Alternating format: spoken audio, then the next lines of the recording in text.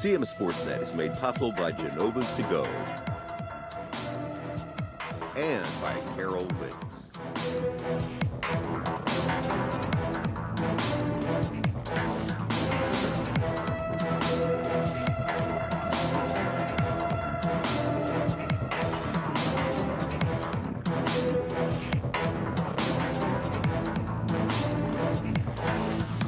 Hello, everybody. Welcome to the CMSportsNet Football Game of the Week.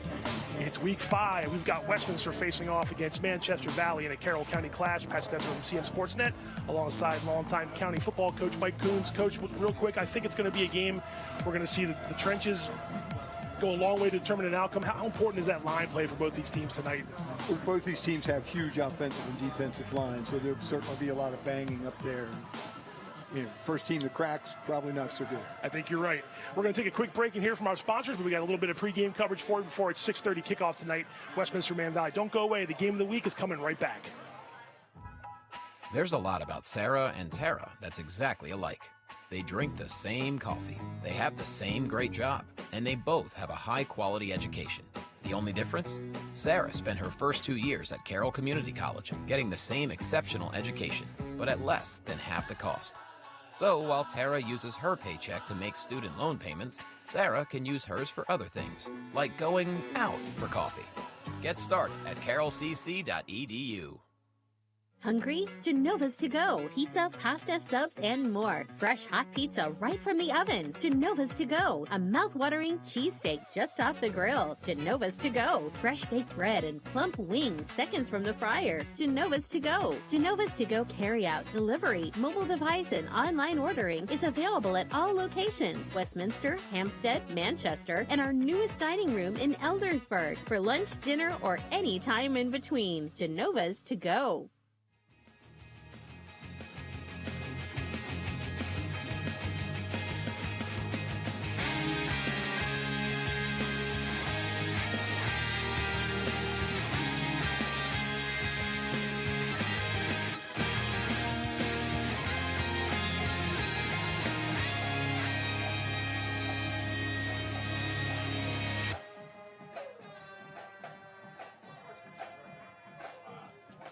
Welcome back to CMSportsNet's Game of the Week. Pat Stetzer and Mike Coons getting set for Manchester Valley and Westminster here from the stable at Manchester High School in Week 5. We're going to talk about this matchup a little bit here and dive into it. First, we'll talk about Westminster.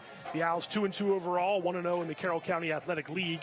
The Owls outlasted Walkersville 7-0 last week in overtime on a muddy, slick Ruby Field, but ran the ball well against the Lions. Wideout Braden Troop leads the Carroll County Athletic League in receptions.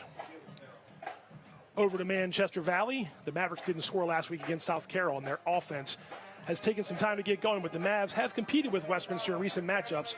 QB Matthew Ferran completes 50% of his throws. We had a chance to chat with both coaches earlier in the week to talk about this big matchup here in Week 5. So let's see what they had to say about this rivalry. We're going to hear from Chris Basler and Bernie Kuntz. Let's take a look. Coach, what do you think last week's game showed you about your guys' resilience? The conditions weren't the best, but both teams had to plan it, and you guys got a nice overtime victory against a good Walkersville team. Absolutely. I think what I hope it says is that we got a young team that's growing up, and certainly we were playing a complete, intense football game, and played well, and the conditions, held both offenses down some, there's no doubt. But I think to finish and to be resilient, there was some drives we didn't finish. We got to be a little bit more disciplined offensively and defensively, and we got to clean some things up special teams wise, and hopefully that'll help us going forward. You and I can probably say that you hope no one's thinking too much about last year, but you'd probably be lying if these guys weren't thinking about the playoff game last year against Man Valley and how that felt. You get them again this week. Just you hope that season's a new season, but you want those guys to remember what that felt like a little bit to sort of get them going in the right direction this week. Yeah, I think it'd be hard to say it's not in your mind somewhere, but the same way that like us winning last week's not going to help this week. Last year was a different year, different team, different. I mean, that seemed like a lifetime ago. I think it's a new year, new season. It was great that happened last year. The kids came together, put together a big win. They're coming off a big win against Walkersville. That's a very good team. So we're going to have our work cut out with us on both the offensive and defensive side of the ball this week with them. Our whole goal every week is to make improvements and get better and to, we keep playing good football teams, which is a great thing because you can tell where you are. It's kind of a litmus test for your program. And I think this week's another one of those, good matchups against a good team. And, whoever's going to play the best, the longest is going to come out on top. Thanks to CMSportsNet's Joshua Davis for helping us with that, and thanks to Chris Basler and a very Hawaiian-looking Bernie Coons for helping us out during the week and talking to us. We're going to see some graphics here in a second about the team stats and players to watch. It's hard to get a coach to talk about what happened last year, but I know that game was a big game for them, that playoff game between the Mavs and the Owls. And I think I'd be remiss to think that they wouldn't be thinking about that game last year. I love Chris Basler for a whole bunch of reasons, but that's a tough sell. I mean, if Correct. They weren't talking about it, Voltaire was in France talking about revenge, so somebody's got that on their mind. Revenge indeed. There's the players to watch. Jack Hitchcock, Jacob Reitz. Now, Jacob Reitz not going to start tonight. Been out with an illness here for a couple days, but Coach Kuhn said he will play, so we should see him on the field. He leads them in rushing. And Jack Hitchcock averaging about 7 yards per carry. So both these teams like to run the ball, like to set the pass, so to speak. I mean, like I said, Braden Troop for them, for the Owls, lead the county in receptions. Man Valley's offense hasn't quite gotten going yet. I wonder if we're going to see them try to get going a little bit here in this one. We saw some different looks from them in the North Hagerstown game that we did, and but they didn't score a ton of points in that game. Right. So yeah, they're gonna need to get something on track to stay with the Owls for sure. And didn't score any last week against South Carroll, so obviously that's a point of contention there. And Westminster defense shut out a team that scored 70 points in the previous game. That's right. We're going to go ahead and actually take a look at last week's game of the week matchup highlights. We were at Eldersburg for Francis Scott Key Liberty in the Lions Den, a game that was, again, a little sloppy field, but both teams had to play it. And week 4, let's go ahead and take a look and see how things went in Eldersburg.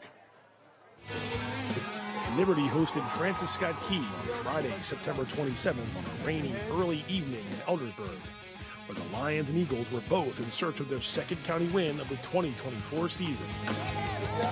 FSK is on the move early behind Jermaine Dawson's strong running game, but Liberty Marley Frothingham recovers it for the turnover. After some struggles throwing the ball early on, quarterback Chase Miller finally connects with Tristan West as the big receiver goes up for it to complete a 24-yard touchdown. Kevin Poole breaks through the Eagles' defensive front, and he's into the end zone for a 19-yard TD run. Liberty leads Key 14-0. Kevin Poole with the run up the middle. Into the third quarter, and it's Poole once again, taking the toss and running out past the sticks for a first down big play. That sets up this pass from Miller to West and lands in the end zone for a 13-yard scoring strike. It's 21-0 for the home team.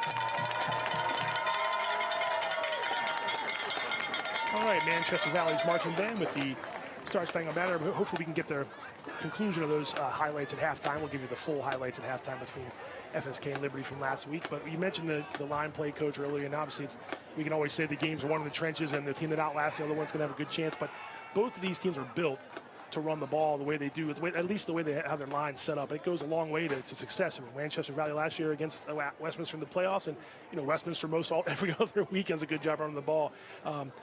You impressed with what you've seen a little bit out of both these teams so far in this season, how they've run the ball well?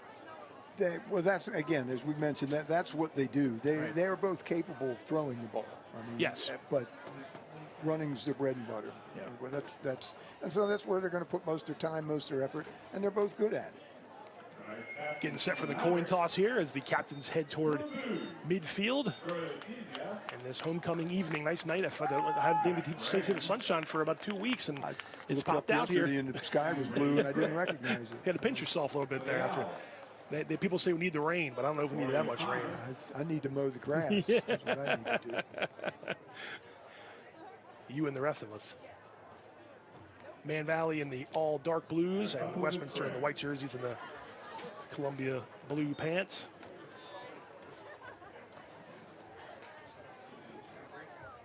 Westminster's going to call it.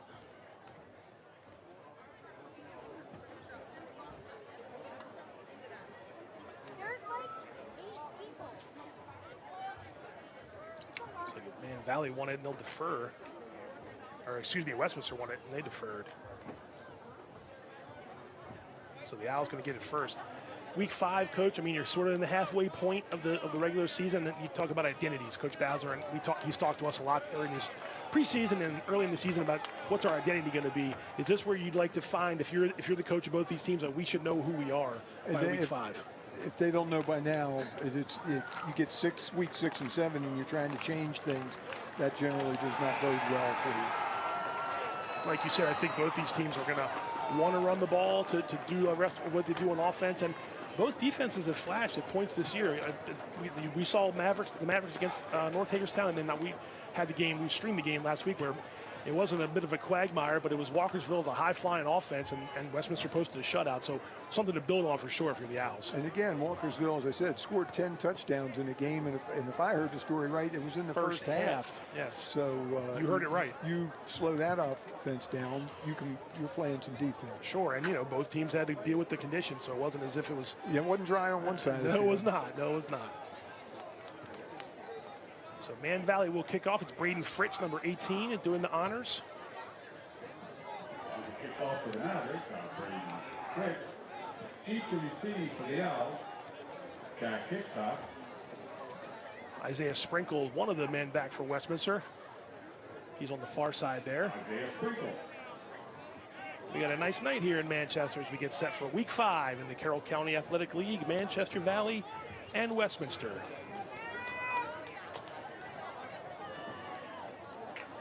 Braden Fritz about to step into this one from the 40-yard line, and we'll be underway. Glad you're with us on the game of the week from Manchester Valley.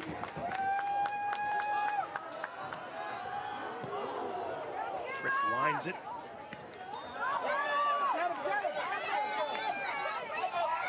And down goes kick returner. Jacob Devilbus, number 19, slipped a little bit there about the 10-yard line, Coach, and got up to about the 18 or 17 or 18-yard line. We'll see the Westminster Owls on offense, led by quarterback number 11, Rory O'Connor. Field looks to be in good condition, it does. But it still has to be a little soggy, and I think it played into that return.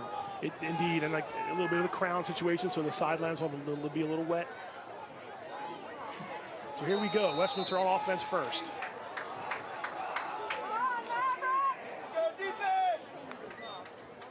This is a handoff up the middle into the Mavs' teeth for the defense there. Looked like it was Jack Hitchcock, number 13.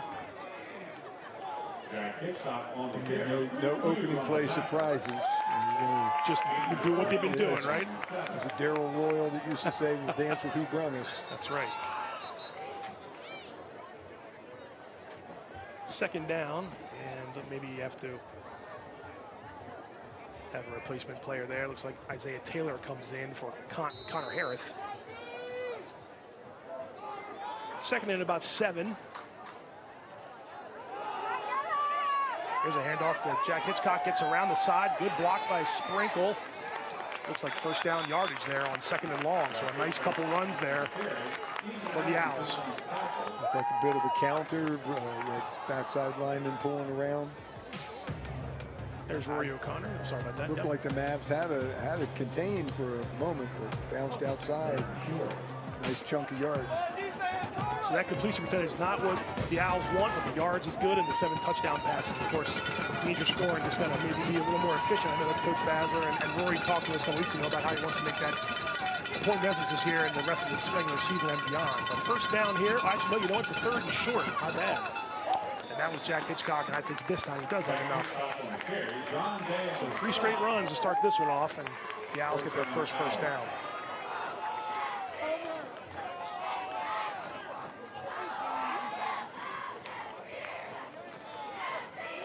John Day already in the middle of things. Yep. We saw him play a great game Sure for the Mavs did. against North Hagerstown. Had that tackle on the 2-point conversion that kept the lead for them late in that game. Had a good game, good day that day. So here's the first pass is O'Connor looking up for Isaiah Taylor, incomplete. Incomplete pass, inaccuracy on the coverage, 2nd down. There's your starters on offense, O'Connor, Hitchcock, Kehoe. Sprinkle and troop your receivers. Harris was the tight end. He stepped out, and Taylor got in. And then there's the big guys up front. Dunn, Triplett, Barry, Wengert, and David Girding. And they really have blown open some holes. I mean, they had 2 guys last week run for 100 yards against a really good Walkersville team. And again, we've mentioned the conditions, so that was definitely a feather in that offense's cap last week. They're pretty big boys up front, but tonight they'll be matched for size. Indeed, they will. Nice. Come back to the counter. I was just going to say, a nice pursuit there by Walter Sally from Man Valley. Just a little bit overrun. It was a tricky one, and set up a 3rd and long now for Westminster, 3rd and about 5. There's the defense. Some names we've seen for a couple years now. Boog and Turner and Earhart and Robinson, and some talented corners out there with Foreman, linebackers around there. There's Day, Foreman, and Atkinson, Fritz, and Stack. 3rd, and we'll call it 6. Connor caught. This is Troop. Can he turn it up? Foreman makes the tackle. I think that's short. Troop looking for a place to go, and that's going to be short. And let's see what Westminster does here on 4th and short. Nice tackle by Braden Foreman there, number 42. And nice job by the Mavs in general of rallying to the ball. He made the catch, turned upfield, and was kind of fenced in. You'll see 4 or 5 dark blue jerseys over there pretty quickly. And led by number 42, the senior. And now Westminster will be in punt formation. Cooper Whitcomb is the punter here. Sally and Luca Brown back deep for Manchester Valley on this punt. And we got our first flag. Doesn't hurt you too much here. The 5-yard penalty. No, if you're going to get a penalty, 4th and a chunk is the time. I know you don't want any penalties, Coach. No, right, absolutely. That's not something you're rooting for. You are not.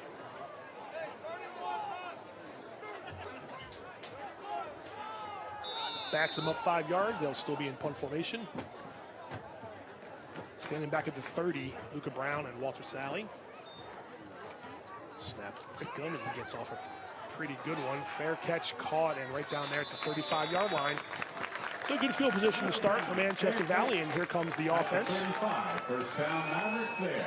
Yeah, I mean, they've field position already. They've won that battle. I mean, they're trading the 20 for the 35. That's the hidden yards of just catching the kick. There's Matthew Ferran completing 50% of his passes.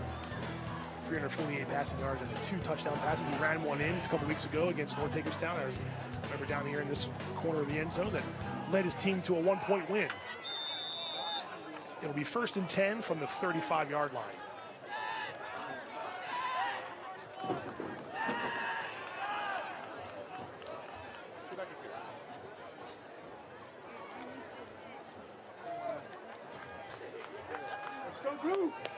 Connor Stack came in there late to the huddle. So no Jacob Breach yet. Coach Coon said he would play, hope to play. He's on the sideline right now, and it's a handoff. Kind of good penetration at first. Westminster bottled that up pretty quick. Again, both defenses doing a nice job early of getting a lot of bodies around the ball. Number 3 on the tackle. Westminster's starting defense coming up here for you.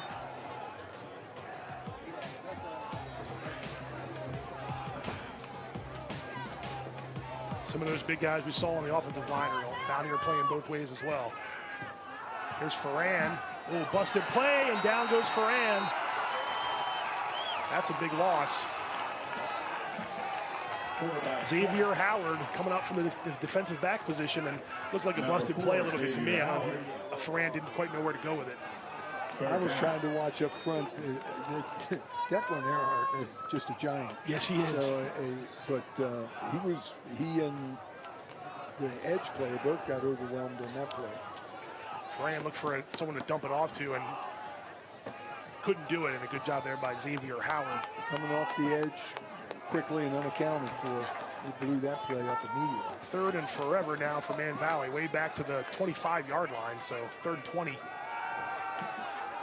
this is, nice job by Braden Fritz, hauled in. I thought Ferran overthrew him, but Fritz made the catch. Cooper Whitcomb knocked him out of bounds, and now I have an equipment sub there for Westminster, but it's going to be 4th and about 11. I imagine Man Valley punts here, but a nice job by Fritz to gain some of those yardage back. It's about a 9-yard gain. We saw he had a nice touch on the ball earlier in the year. He laid one out on a go route or a fade, put it right on the man's hand. And, he had a nice touch on that ball as well. This is Fritz here doing the punting as well. Gets off a good one, high in the air. And a good tackle by Luca Brown, number 4. Very nice job there by Man Valley Special Teams. Great coverage, great coverage. Timed it, kept his hips down to be able to make a decent tackle. Canton Rudders made the catch, and right to greet him was Luca Brown, and celebration there on the sideline, rightfully so. So a couple nice stands by both defenses. So again, not to overplay the field position, but it's a big deal. Owls are starting 5 yards further back than they started before. I mean, it's a big deal. Talking about bending the field right now, the Mavs have the advantage, and most of it obviously came on that punt. 1st and 10. And that's a big hole there to run through, and that's pretty close to 1st down yardage. Looked like Casey Doan, number 15, I believe, sophomore.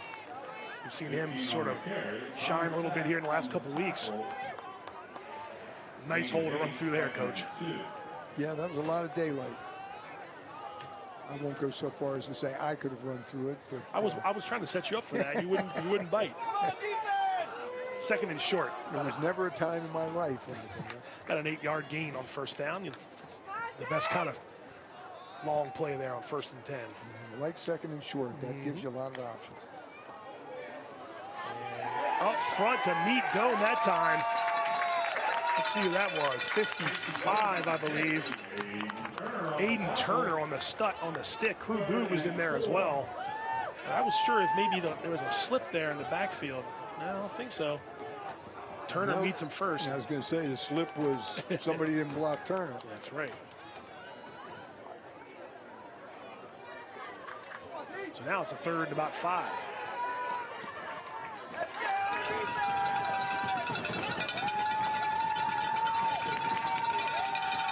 O'Connor in the shotgun.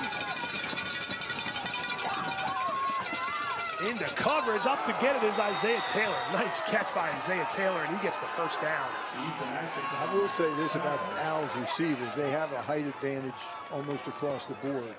And they played right into it there and threw that ball up high.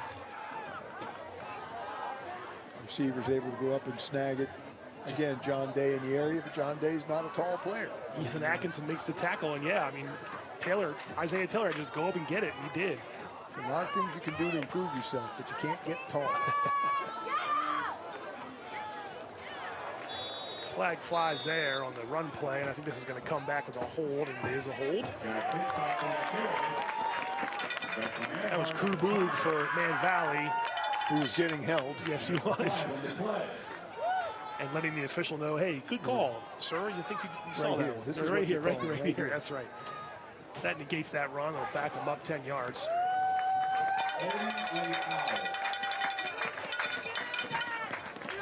So 1st and 10 becomes 1st and 20. Happened right about the line of scrimmage.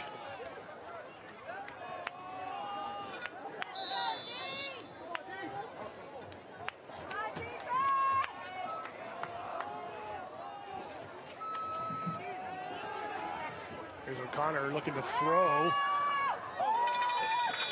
Had rudders, I think, around the 50-yard line, but incomplete. Now it's going to be 2nd and long. And Rudders is not one of the taller receivers. That's true. So you're going to have to put the ball right on him. And again, there were 3-4 Mavs right in the area.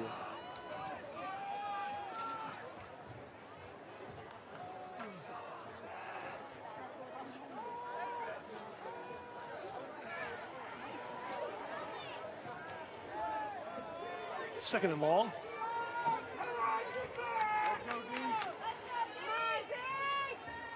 Trips to the near side here. Going back down the far sideline. That's caught. Nice catch by the Owls for a big first down. John Davia, number 14. O'Connor dropped it down the sideline, and Davia made the catch. All the way down to the 25-yard line of Manchester Valley, Coach. And again, turned the field around. It was not a perfect throw, but it was a productive throw.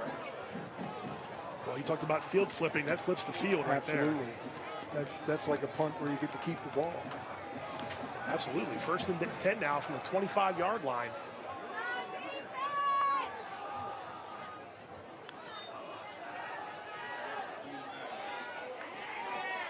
Running play there on 1st down, bottled up nicely by Man Valley.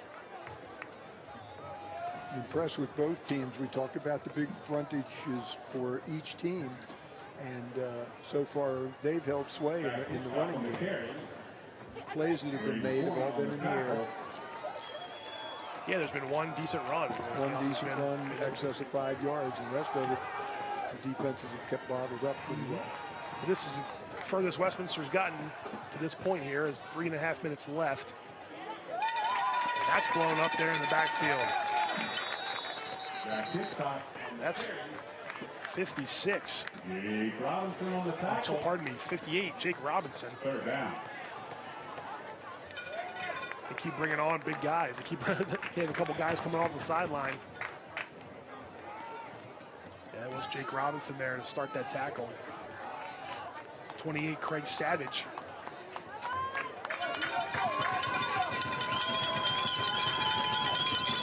So here we go, 3rd and 9. 3 minutes to go in the opening quarter. And whistles. We got a flag. I think there was a little bit of a wiggle on the offensive line. Somebody a little excited. A little bit. That backs him up past the sticks.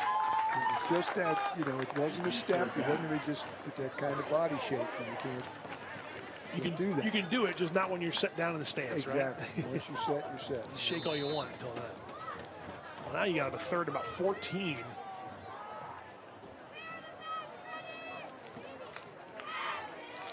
So here again, you have a running team faced with 3rd and 14 and have to go with the part of the game that they're capable, but it's not what they want. 3rd and long, like Coach said. Oh, that looks like that's another false start. Yeah, the receiver took off too early. Yes, he did. Flag on the play. So now you're looking at 3rd and almost 20. You wonder sometimes when the receiver takes off, is it going to him because he's excited to let the play go? There's also the aspect of we talked about the importance of the game based on last year's game, but also these are 2 3A teams. There's lots of points involved here. And you have to remember to play the game and not the occasion. That's a good point. Saw the defensive starters there again for Man Valley. So now it's 3rd and a good way to go here for the Westminster offense. Pressure up the middle. O'Connor's going back down the sideline. Incomplete. Good coverage there by Braden Fritz, number 18, trying to get it to Braden Troop was Rory O'Connor, and I think this might be a punt formation again for Westminster. So a good hold there from Man Valley's Nice defense. job by Fritz, too. Run step for step. And he's running with him and then turns with him, and you can see they're both facing the same direction. He's kind of sitting back on his belt buckle, and on the receiver's belt buckle. Use the arm just to try to swat at the ball, right. All right, so let's see. Actually, the offense came back onto the field. I was going to say, if you're going to run a fake punt, this would be a great place to do it. I don't dislike the punt call here. You can put them down inside the 10-yard line. But also, maybe you want to make a statement on it. Yeah, it's 4th and 20 is a haul. It is, yeah. And maybe they're in that no man's land, but you're right. You could have pooched one to the corner, maybe, or out of bounds anyway. I'd punt this. That's why I'm sitting up here. Pressure, O'Connor lets it go again. He's got a man wide open. He overthrows him. Oh, he had Davia open. Both the defender and the receiver stopped when it got a little anxious in the backfield. I agree. And O'Connor started to run a little bit, and I think that freed up the receiver. Right at that point, yeah. They stopped running. Now he starts again. Boy, he beat him. He had Davia had him beat, but the pass was overthrown and a turnover on downs with 1:44 to go. Man Valley will have it back. Now I really would have punted. Well, you see that now, Coach. Yeah, I mean, that's field. Again, there's hidden yards. You punt it, you put them down there 30 yards. Well, that's 30 yards they don't have to go now because I'm not going to fault them for going for it. Right. You pay the price if you don't make it. Good job there by Westminster defense. A standout play. That was Cooper Whitcomb in the middle of that one, number 7. I think that was supposed to be a power. John Generally, Day carried it. Running back's going to come up inside of that pulling guy, and he didn't. So he didn't see anything inside. And the play's designed so that there's not going to be anything outside. That's where you're trying to push everybody. That's a tackle for loss there by Whitcomb, and it's going to put Man Valley's offense behind the chains. Second and about 13.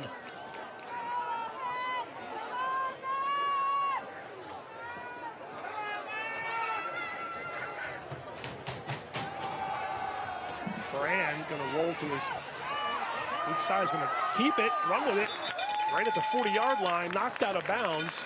So a big pickup there on 2nd and long. Nice job by Ferran. Nice bootleg action.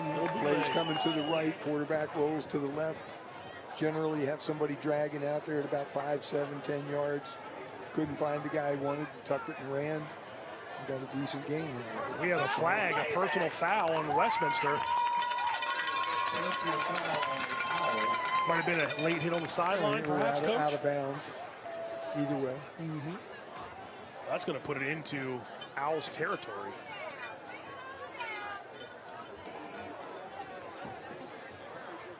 So those are mistakes you don't want to make in any game, but obviously early on here, you don't want to put yourself in too big of a hole here on defense. And again, that you don't want to get caught up in the emotion of it. Okay, I mean, if that's, I'm going to get over and hit this guy. Sure. Hey, if he's out of bounds, you don't need to be hitting him, and you can pay the price if you do.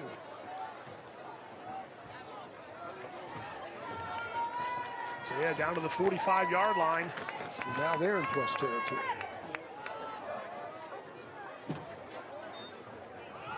Pitch to Connor Stack to see if he can find a hole on the sideline. He can. And Stack down inside the 35-yard line. And slow to get up is Westminster's defender. That's a first down run. That was Raheem Warfield on the tackle. He's get back in the huddle, so but that's a first down.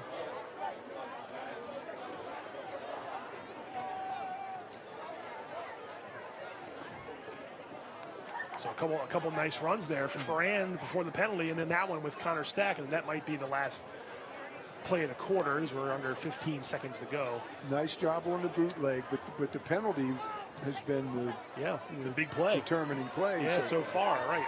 That combined with the going for it on 4th down. So we have reached the end of the quarter, fast-moving quarter. Into the first quarter, no score. This announcement may be late.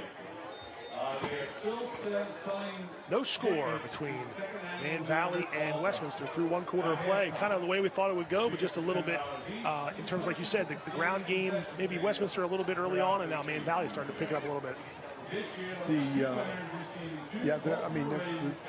The ball-moving plays have been through the air. True. And that, the penalty, so the vaunted ground game by both teams. I mean, fairly obvious that both teams have prepared to stop the run, and they've been successful. But, yeah, this is just the manipulation of the field has been interesting to me. Yeah, and the field looks, like you mentioned the field earlier, it's in good shape still. I don't see any major issues. But, yeah, the field position was what you're talking about, so it's definitely... But to your point, I mean, the only play we saw that the field condition impacted was probably the opening kickoff. Yeah, that's true. That's true.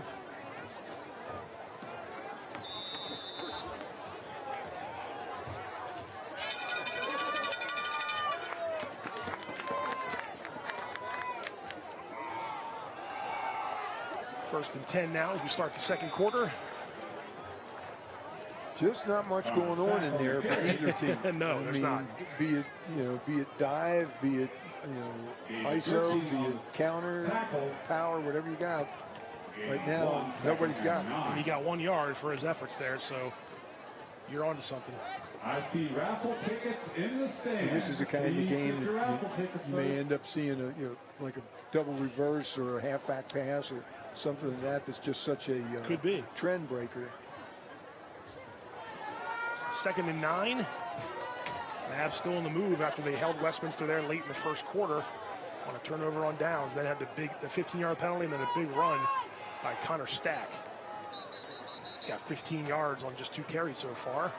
And a timeout on the field. Timeout Mavericks. It's early in the second quarter, but I mean, these are important plays here for Man Valley. You haven't scored a point in a good bit of your season, so you want to try to convert on this good field position.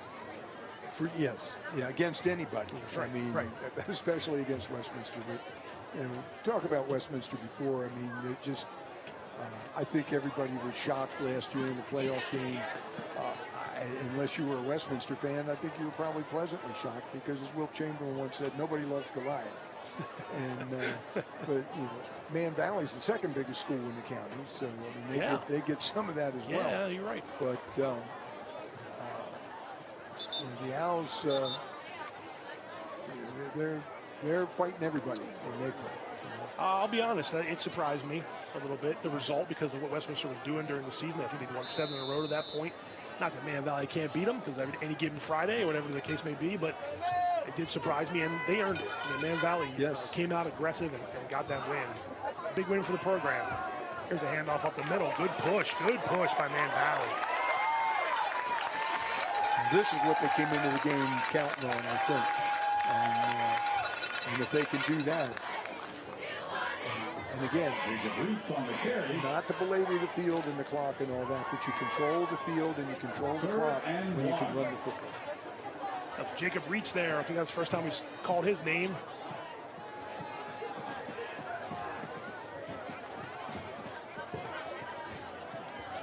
That makes it a 3rd and short after being 2nd and 9. So a nice run there to get those yards back. So now what's a run team do here? John Day starts early. Little wiggle. That was more than a wiggle, but right in front of us there, we saw that one. There's going to be a counter, perhaps, there. Looked like he was coming back inside, yes. A little bit of a shoulder twitch cost him a 3rd and short. Yep. Unfortunately for young John Day, it happened right out in the open, right on the flank there. Yeah, when you're out there on the wing, you're pretty obvious. Yeah. He knows it. He's coming Not off. like a guard, Correct. moving his hand. I can say you did it. So 3rd and 5. Might be a 3rd and 6 technically. Now I think you have a running team that feels the need to throw. Yeah, you may be right. Nope. It's going to be a run. Shows how much we know. Oh, and he breaks free. That was Jacob Reitz. I told you they should have run it. He got past big Tim Johns from Westminster and had some room to run. Yeah, and that may have been some of the Mavs' problems earlier in the earlier possessions, was not having Reitz, because he's a bit of the bell cow.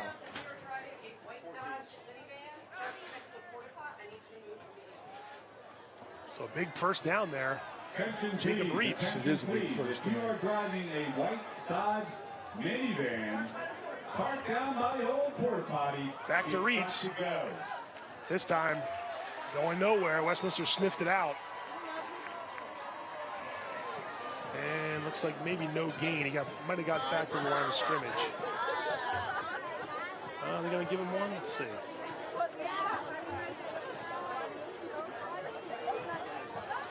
Well, either way, good stop there by Westminster's D. That was Reitz again on the carry. And a nice job by somebody out there maintaining the edge. I thought I saw a number 32, but I don't see a 32 on the roster. And yeah, Chris is going to get an earful for this roster. Go ahead. I've never seen anything like You tell. It's alphabetical by class. Great. This is Reitz again, and now Westminster's starting to sniff these out a little bit better. Lincoln on the edge, 72 there in the middle. They may not have been that aware that he had come in the game. Yeah, you might be right. know he's in there now, and they know where he is. Third down. I got to go to the reading glasses here to find 72, so can't seem to find him. This is Jace Thomas is who I was looking for. Oh, yes. 10th grade kid. Yep. And he ended up, he got blocked, but he maintained the edge, did not let the play bounce outside. 32, yeah, you're right. And the rest of the Owls showed up and finished it off. Well, back to 3rd and 10. So just like that, after a couple nice runs, Westminster was bowed up a little bit on defense. Fran trying to get away from the pressure. Isaiah Taylor gets him around the ankles. Pass is caught on the sideline. Nice job by Man Valley to avoid that sack. See, that was Walter Sally, number 11, made the catch. Didn't get much.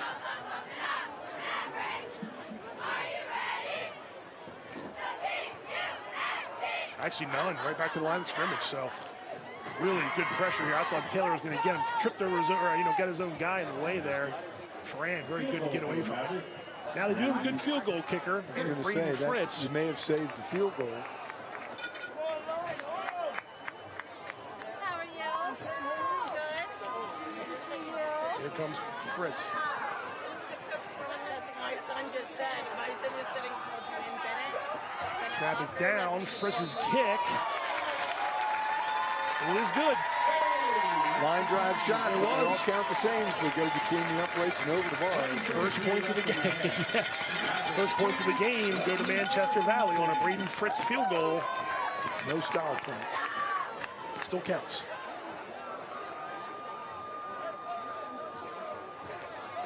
Three nothing. Won't be a shutout this week for Man Valley. They're on the board. And on the board first. Points is big, right? Turn the field. Yeah, points is big.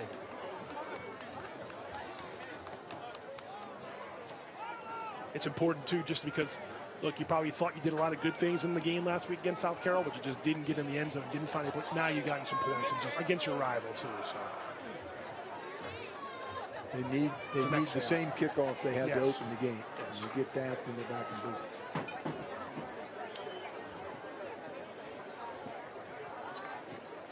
So Braden Fritz, after kicking the field goal, will kick off for Manchester Valley. On the kickoff for the Mavericks, Braden Fritz.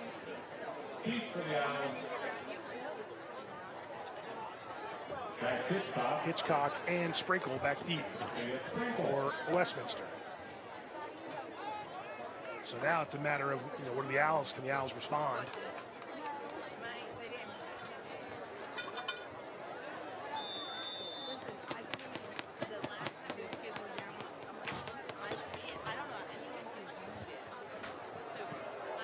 Fritz into it. This time it's Hitchcock bobbled the ball a bit. Find a little room to run. Nice return. Not bad after you fumbled the ball a little bit there. Yeah, I thought he almost went down on the knee to recover it, but obviously he didn't. And again, not the coverage, not the situation that the Mavs wanted. They put him on half the field.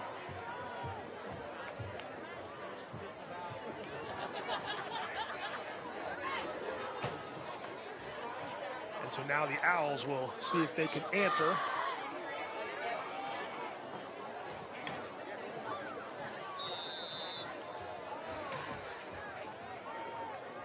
O'Connor gives it to Case and Doan, and not much room to run there in the middle. Like you said, there's really not much going on, except for a couple breaks.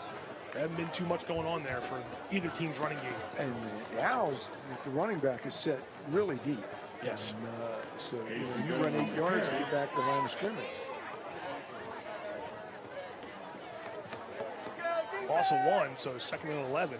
Part of the advantage of that is he can, if you're running like a zone play, you can see the entire line and see where to go. It's also a long time to keep your line blocking a run play. You mentioned Declan Earhart earlier. I think he just disrupted that play. O'Connor couldn't see where his receivers were because big Earhart got the mitts up in the air. And when he does that, I think he disrupts flight patterns in the area. He is a tall somebody. He is tall. And now we're looking at a 3rd and 11, and Man Valley can pin back a little bit, put some pressure on the quarterback. Looking at trips toward us. There's that pressure, and down he goes. Malachi Grosh, number 3 for Manchester Valley.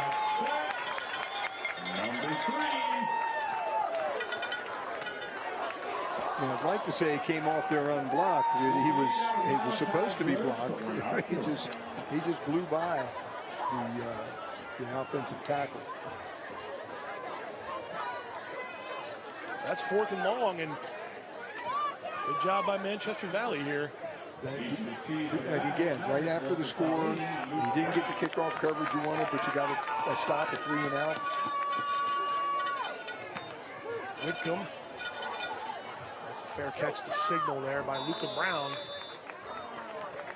And good field position again, so you and I have the luxury of second guessing everybody on the field, so still wondering back to whether you would have punted on the the drive that Westminster had, and they got pushed back a little bit. They were not in field goal range, but maybe you punt it into the coffin corner, whatever you might want to do. Incomplete pass. Man Valley takes it and goes and scores points. So far that might be the biggest movement of the game, the turning point of the game.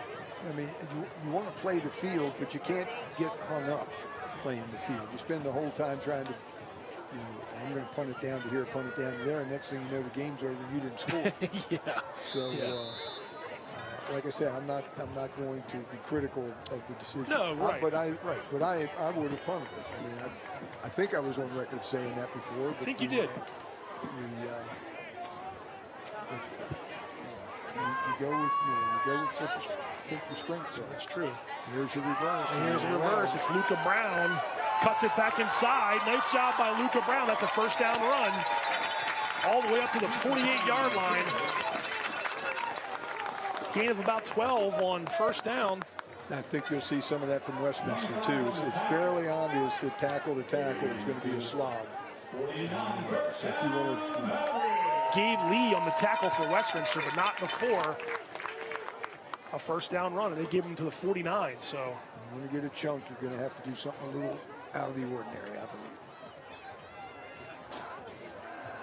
Westminster, to this point, 10 carries for 12 yards rushing in this 1st quarter and change. Man Valley pushing up near 50 yards now. So slow but steady here. Nice tackle there by Whitcomb. Got that started off the edge from Westminster. Guys showing up off the edge unimpeded. And somebody's going to come back with something to counter that. That was Connor Stack on the carry, 34. Attention please. If you are a member of the homecoming Whitcomb did a good job getting around the Stack. Had a little hole there for a second, 33 there. Drake Guijo also on the stop, so nice job by the Owls. And they've done this more than once. It's not like Man Valley's completely dominating this half, but they took advantage of the field position in the last quarter. 4.5 to go already here. And whistles. We got whistles. Flag on the play. Let's see what we got here. We've got Earhart comes back in. I guess where the flag is that somebody lined up offside. Oh, no, you were right. That's a penalty on Westminster. So that makes it the second and more manageable. Yeah, this does give you more pages in your playbook to pick from there.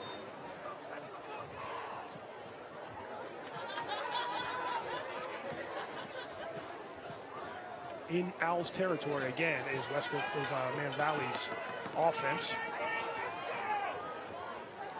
Yeah, that's played pretty big. Yes. They've been on the shorter field. They've kept the Owls on the longer field. Uh-oh, not that way. Fran going the wrong way and out of bounds. Yeah, he was outside the... And he found a receiver. He did, if you thrown it to a receiver, you don't have to get it up past the marker or any of that other convoluted rules to keep people from getting sacked. Westminster's coaching staff was coming out just to ask, but it's hard. I think it is hard to see on this far side. I think Braden Fritz was your receiver just out of our range there. Took a big hit, too, did Ferran. That was 25. Gabe Lee again, I think. He's their leading tackler and one of the leaders, I believe, coming into this week, leading the county. We'll get a halftime look at our stats leaders. But third and long now. Trips up top. I give Matt Fran credit there. That could have been more of a disaster than it turned out to be. Another high snap. Wow. Fran. Let's see. They call that a catch. Hard to see on the other side of the field. It's number 4. It's Groshi with the catch. Well, I guess maybe he did not catch it. The clock stops. I never saw a call. Did you? No. Incomplete. It's incomplete. It's coming back to him. Yep, so it's punt. Where he was, yeah, I thought so too. Up there at the 36 or something. Yep, I thought so too. Either it looks like an incomplete pass, and Braden Fritz will punt this one away, or at least he'll line up to punt. We've seen a fake punt in doing the week coverage already this year, week 1. Nice punch. This is Fritz, and he gets off a good one. And this is fair catch. So good job there by the punt team, and a good job by Westminster to call the fair catch, but inside the 15-yard line, or inside the 15-yard line. Nice so coverage takes the return away. I mean, that's why he's calling the fair catch. Special teams gets forgotten sometimes, but they know what they're out there too, right? The third facet of the game. It's funny how big of a chunk it is. I mean, I think I mentioned this last time when I go through our games after the young kids games, mark our plays in yellow and all special teams plays in pink, right? Just so I can find them to do stats off of them. And I always show it to the kids because they're stunned how many special teams plays there are in a game. Oh yeah. You can always wonder, why are we practicing this all the time? Because we do it a lot. How many guys make tackles in special teams? There's a flag on this play. It's a good run by Hitchcock. Tackled by Atkinson of Man Valley, but there's a flag, and I think it's coming back. Looks like a hold according to the referee. Yep. So Yeah, this, I don't. hurt Westminster a little bit here. It has, yeah. And that you find yourself getting penalized a lot, then you have to start talking about your discipline and your composure. And I mean, they're not egregious penalties. I mean, the only one that was close, I thought, was the tackle on the sideline there a while ago. Right. Thought that was a little over the top. Right. I can't see the sideline. So it's hard to see might have been in bounds. That's true. Yeah, hard to see. That'd be half the distance, I would think.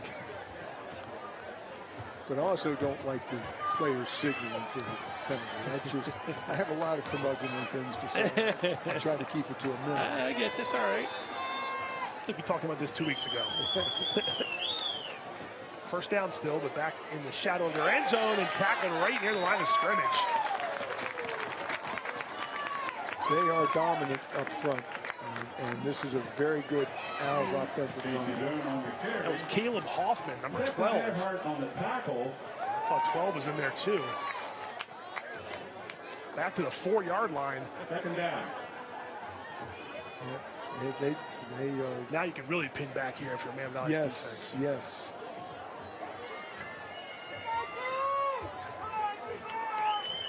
Not a place you want to be if you're the offense No, here. and I don't know how Wango Tango you want to get on defense, but Right. Bring the house here. You can get after it a little bit. And O'Connor gets out of the end zone. Yeah, you got to keep somebody on the And that catch is made. And that's a big pickup there. John Davia, number 14. Nice job by O'Connor to buy that time. Davia comes across the middle. Easy pitch and catch for a first down. Big play. They had him in their clutches and let him out. That's a big play there by the junior quarterback. Hooking up with his senior receiver, John Davia. It looked like he was looking for him the entire time. Of course, every receiver had their hand up. Well, of course they did. Tackled by Walter Sally, but not before the first down up to the 32-yard line, 33-yard line. It's just the nature of receivers. I'm always open.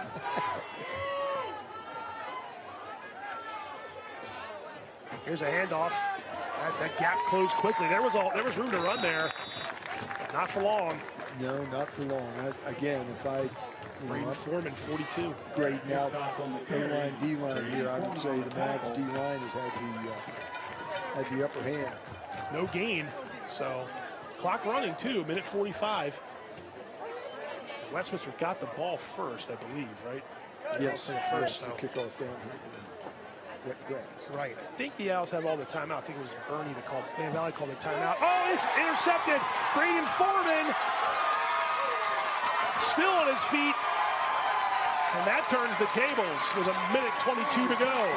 Turns the tables as turnovers often do. Braden Foreman, number 42, stepped right in front of. I almost was going to say that I thought maybe the pass got tipped, but maybe not. Let's see. Oh yeah, deflected by Earhart, your guy. Right into the hands of Foreman. Yeah, that's a great defensive play. Great play. By 2 or 3 different young men. The push up the middle, the get your hands up when you see the quarterback throwing, the awareness of the linebacker. And you can't teach that height. Obviously, we talked about that, but just what an asset that is to be out there and have a guy. Yes, it is. It can be a detriment at times. I mean, if you're not able to be tall and still play down low, then you're just a target. But that hasn't been an issue. So golden opportunity here. Sorry, Coach. Golden opportunity here for Man Valley in the red zone already. This is Reitz. And stopped right at the line. Clock running. Reitz is going to have to be the captain. They're ultra aware of where he is. Second down. Going to give him a yard, it looks like. Well, the biggest thing you don't want to do down here is turn the ball. You have a chance to do the infamous 2-for-1. You can score if you score here, and then you get the ball to start the second half. True, yeah. That's the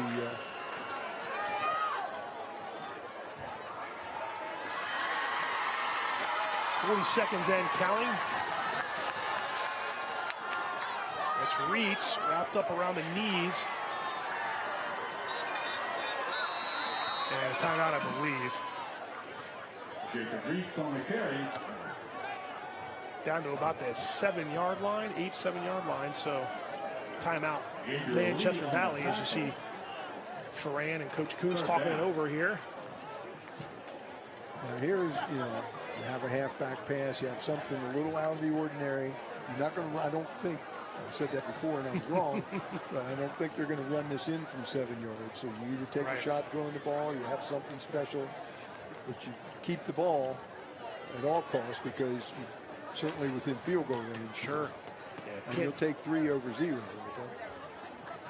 Can't take a turnover. Got to make sure the snap is clean. We had a couple potential bad snaps there earlier on the last possession. So Reach with 26 yards rushing. 26 of Man Valley's 48. 6 carries, so 4 yards plus a carry. All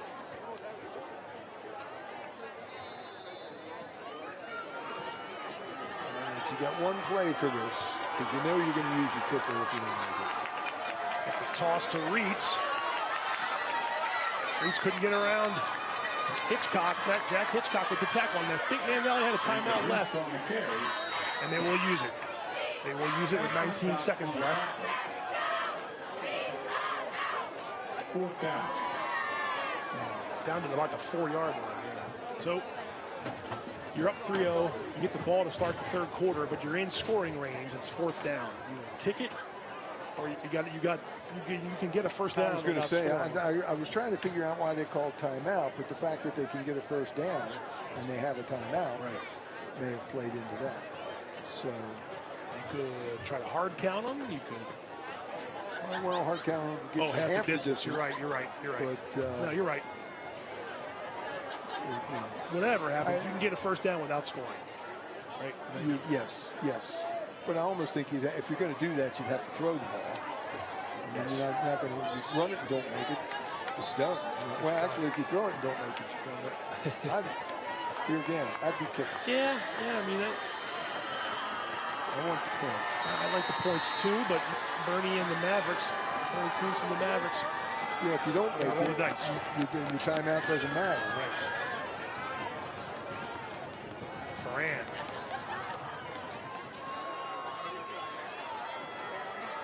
Call the signals.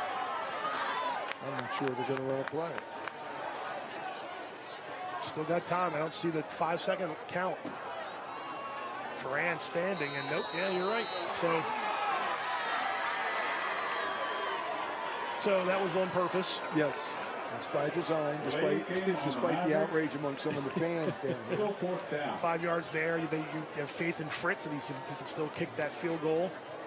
They think they're outraged now. If they'd run a play and not made it, they'd have really been outraged.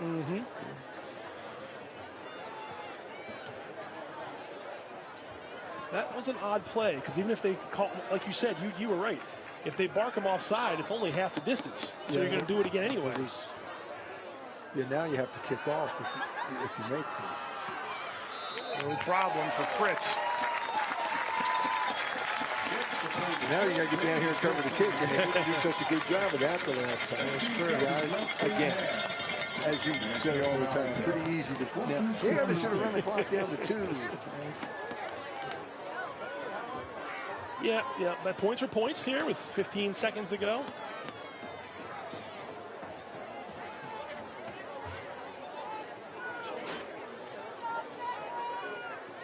Yeah, the downside of the 6 point rather than 10,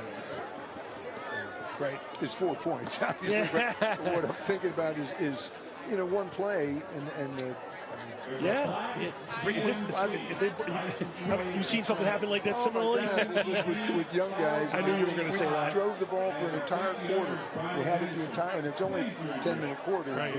Entire quarter, scored, and they kicked off and they ran the kickoff back. So it was like, well, there went that 10 minutes. Right. By the way, we have a cool mist forming over there on the other side. I can see it on our shots. A little Halloween coming early here. Some mist back past the 20s on the field here as we are in the evening hours now in Manchester, about 7:15 on this Friday night, October the 4th. Here's Fritz. Nice job there. I like that. And let's see. Bend over to pick it up. Waste some more time for Man Valley, right? Waste some more time. So it'll be about 9 seconds.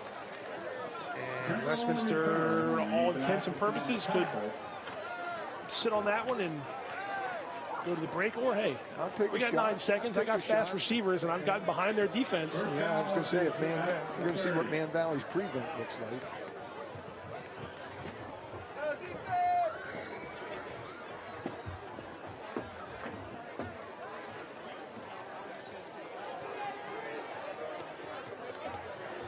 Don't like this. I'd have 3 guys back here at the 40-yard line.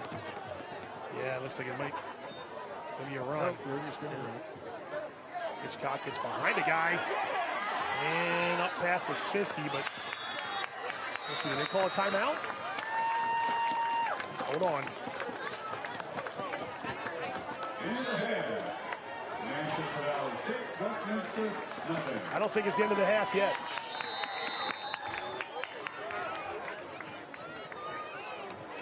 Let's see here. They're marking the ball after that long run by Hitchcock.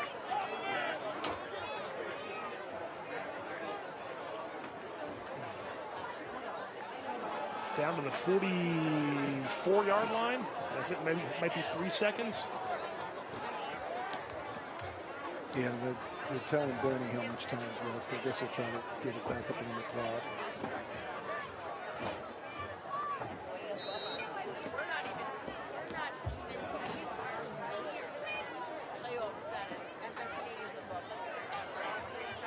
No, 1.2 seconds. Now we better see a prevent defense. Guys standing back at the 5. 1.2 seconds left in the half. Westminster has called a timeout. So the first down stopped the clock, and they were able to call a timeout. So.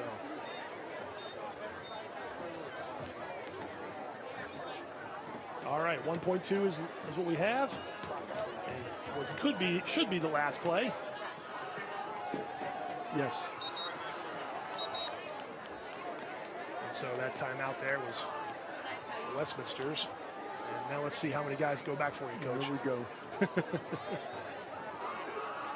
Not deep enough for me. I'll tell you you that beat right a little now. deeper, huh? Back by the referee. Well, now the downside of that, though, is you interfere with somebody down there. That's true, too. They'll get to kick a field goal. See if Westminster plays it safe or trust their quarterback to heave one downfield. They are going to throw it. O'Connor into double coverage. Let's see, incomplete, almost caught, but I don't think it was going to be in the end zone. Into the gloaming over there, and now we're at the end of the half. Over in the gloaming. Yeah. I could laugh through that thing. I don't know if you saw the. It was a reel. It was up Mount Union. Okay. Won a game. Like they needed this kind of help. Knock that down. Boy, he did almost come up with it. Yeah, he almost did. Kid went up for the interception in that situation. It hit him in the head and bounced up. And Mount Union caught it in the end zone for a touchdown, won the game. Got to be careful, right? It's halftime here at Manchester Valley on homecoming night.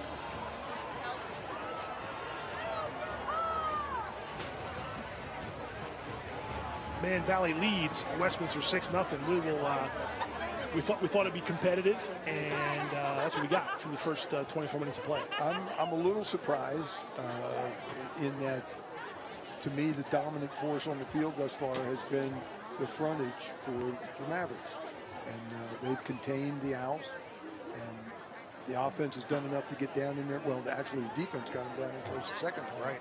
But they've moved the ball, they've had the field position, and they've come out of 2 drives with points. Now, not many points, but between 6 and 0, you'll take the 6. I'm pretty impressed with the Mavs. Me too. And they get the ball to start the third quarter. We're going to take a break here from our sponsors. We got some halftime coverage for you, and we'll be back right after this on the CMSportsNet Game of the Week.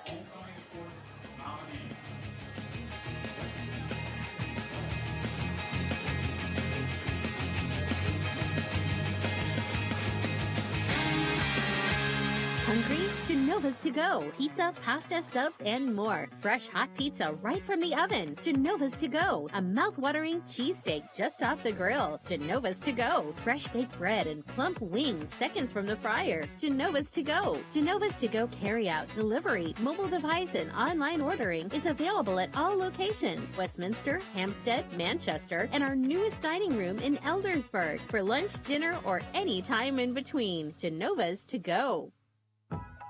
There's a lot about Sarah and Tara that's exactly alike. They drink the same coffee, they have the same great job, and they both have a high-quality education. The only difference? Sarah spent her first 2 years at Carroll Community College, getting the same exceptional education, but at less than half the cost. So while Tara uses her paycheck to make student loan payments, Sarah can use hers for other things, like going out for coffee. Get started at carrollcc.edu.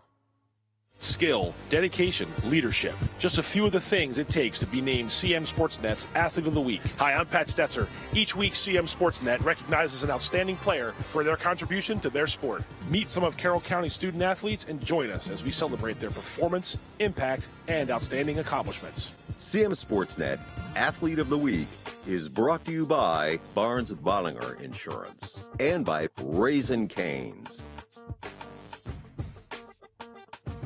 My name is Cooper Schiller. I'm a senior at Winters Mill, and I'm here interning at the Community Media Center. I recently saw this opportunity because I was playing football over at Winters Mill, and I saw the Community Media Center filming and broadcasting a couple of our games. So I thought that was a really cool way to connect with the community, and I really wanted to be a part of that. Pretty much what I do throughout the day is I help with graphics throughout their Game On segments and Game of the Week, and I also help out prepare stats for all the seasons, the spring and the winter and the fall. I update all those, and I pretty much go around and I can just help out. I can help out at games when they're preparing for a Game of the Week. I've done a couple podcasts here at Community Media Center. I would highly recommend people come in here for an internship. It's a lot of fun. The people that work here are really nice, and you get to experience a lot of cool things that you've probably never done before.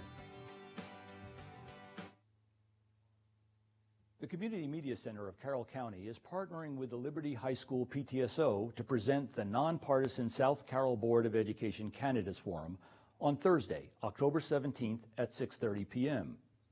The forum is being held at Liberty High School and will air live and be rebroadcast on cable channels HD 1072 and Channel 19. It will also be live streamed and available for on-demand viewing on the CMC's Facebook page and on our website, carrollmediacenter.org. I'm Richard Turner, the Executive Director of the Community Media Center.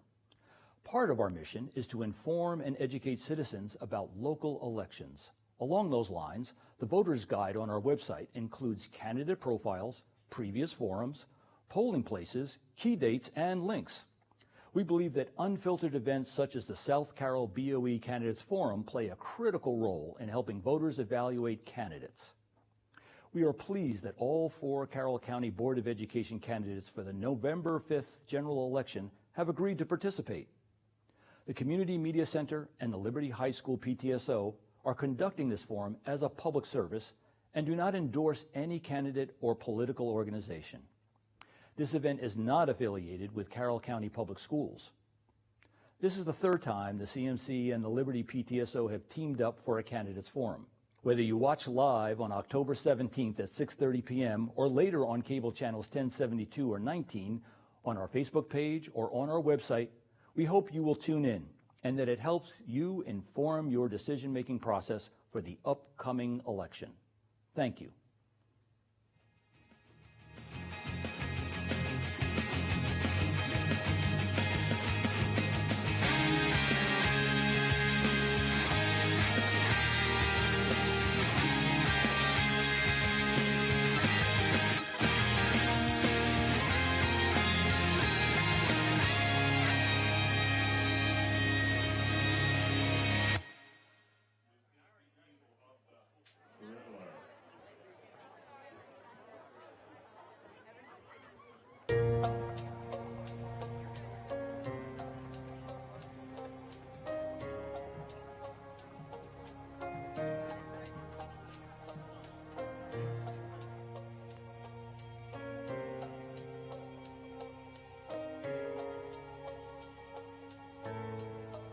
All right, halftime here at Manchester Valley.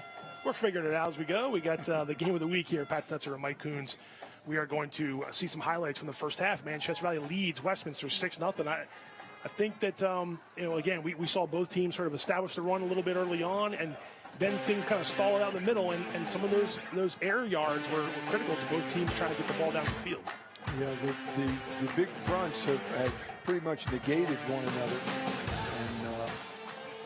The big yardage plays, particularly for Westminster, have come through the air. Again, playing the field for the Mavs that's been their advantage. Sure, and that was Westminster's pretty much their biggest play right there in that first half, that long catch by Davia. Man Valley did get their run game going. Jacob Reed sort of came in the middle of that first quarter, gave him some fresh legs. This was Reed's getting stopped up by Westminster defense, so they made the adjustments, kind of mid-game adjustments, right? Mid-possession adjustments on both ends. But Man Valley was able to get some pressure on the quarterback there as well. Nice job there by Malachi Grosh. A combination of their big kids and then their linebacker edge type kids with the speed. That combination, kind of thunder and lightning combination, has stood them in pretty good stead. Just a great play there by Earhart. Heads up play. Absolutely. By the linebacker. Foreman gets the tip pass. Earhart, we've seen him be a disruption most of the night, and in a good way for Manchester Valley. So 6-0 right now. If you're a Mavs fan, you're in good shape on homecoming night. And if you're a Westminster fan and on your Westminster sideline, there's a lot of game left. You're telling your guys, hey, look, don't get away from what we know we can do. Like we did last week against Walkersville. We've been doing against the South Carrolls and things like that. So it's not mission critical just yet. No, they've been in these games. The people, if anybody's feeling it, it might be the Mavs a little bit, having come out of some negative experience. And all right, can we handle this? And they have to just keep doing what they're doing, and then anticipate that Westminster's going to, again, if somebody's going to do something unusual, and a big play, you're going to have to be ready for it. Could turn the tables. So it's, as we were talking off air, if you're more than 8 points behind, you need a play to get back in the game. Well, both they're in this game. This is a next score wins type of game, and it'll be interesting to see how it unfolds. Let's go ahead and stick with football highlights and go back to the ones we were showing you before the game. We got a couple highlights to show you last week where we were in Eldersburg for the game of the week. Week 4, Liberty took on Francis Scott Key. Let's go ahead and take a look at how it went down in the Lions' Den. Liberty hosted Francis Scott Key on Friday, September 27th on a rainy early evening in Eldersburg, where the Lions and Eagles were both in search of their second county win of the 2024 season. FSK is on the move early behind Jermaine Dawson's strong running game, but Liberty forces a fumble here, and Charlie Frothingham recovers it for the turnover. After some struggles throwing the ball early on, quarterback Chase Miller finally connects with Tristan West as the big receiver goes up for it to complete a 24-yard touchdown. Kevin Poole breaks through the Eagles' defensive front, and he's into the end zone for a 19-yard TD run. Liberty leads Key 14-0. Kevin Poole with the run up the middle. Into the third quarter, and it's Poole once again, taking the toss and running out past the sticks for a first down big play. That sets up this pass from Miller to West and lands in the end zone for a 13-yard scoring strike. It's 21-0 for the home team.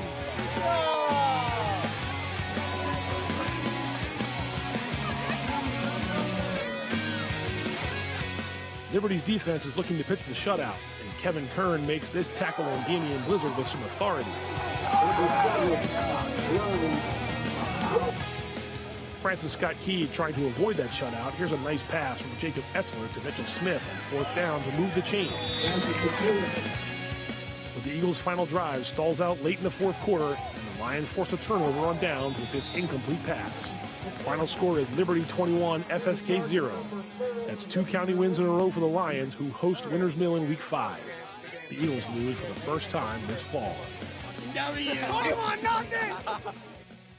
Convincing win by Liberty last week. Get the shutout against Francis Scott Key at home. And look, Liberty started 0-2 for a pattern they've been dealing with the last couple of years. They bounced back with a couple nice wins there. And we also had some coverage of Westminster Walkersville from last week. A game that went to overtime. I was just talking with Coach about. Can't remember too many games that got decided in overtime that didn't have any points in regulation. But we'll show you how that one went down right now at Ruby Field last week. Westminster and Walkersville faced off on a slick and muddy Ruby Field in Week 4, with the Owls looking to knock off the Lions for a second time in as many seasons. Westminster's opening drive hits third and long, but Rory O'Connor finds Braden Troop over the middle for 17 yards and a big first down. Walkersville playing solid defense here. A nice tackle by Caleb Thomas on the Owls running back Casey Doan. The Lions have a third and short at their own 32-yard line, but fumble the ball away. And Hayden Turner comes away with the loose ball for the Owls, but Westminster can't capitalize on the turnover. The Owls get the ball back after a good punt return, and O'Connor looks for Isaiah Sprinkle in a long pass, but it's picked off by Walkersville's Jash Jenkins. After a scoreless first half, the Lions are on offense to open the third quarter, and it's another fumble. Drake Geho falls on it after a botched snap, and Westminster is back in business. The Owls get deep into Walkersville territory and face a fourth down play. O'Connor throws over the middle, but it's tipped and intercepted by Paul Huff. The Lions keep this game scoreless.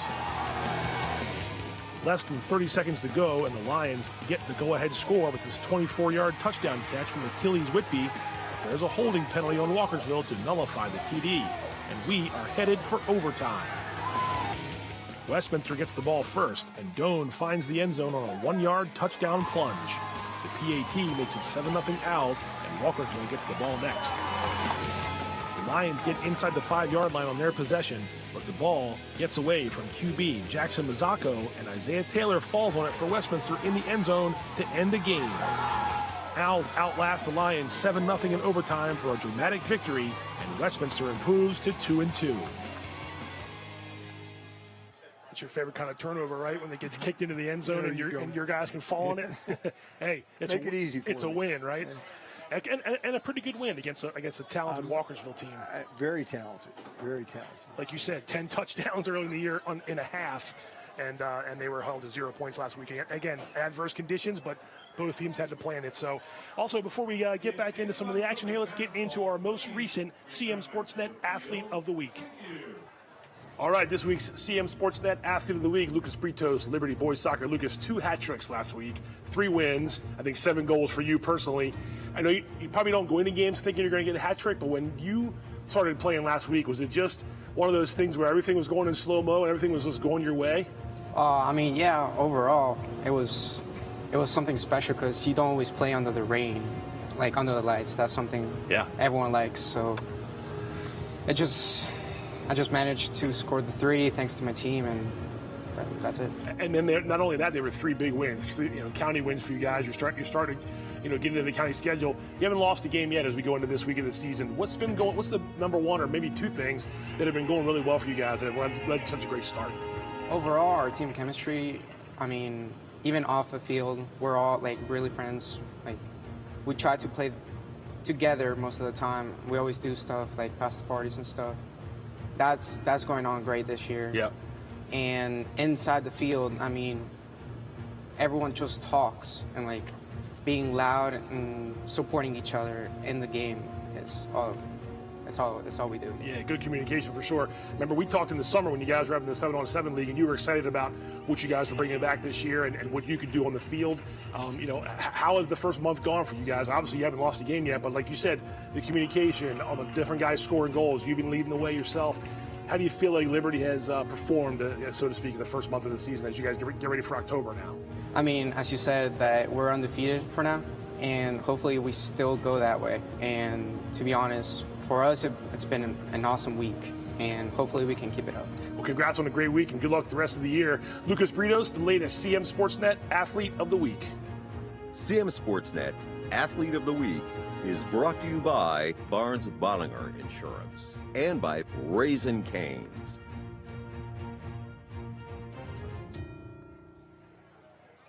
Congratulations, Lucas Britos, our latest CMSportsNet Athlete of the Week. Both teams are back on the field doing their warm-ups. We're going to take a quick break here from our sponsors. When we come back, talk about the keys to the second half and get ready for the rest of regulation of the CMSportsNet Game of the Week. Don't go away. Be right back.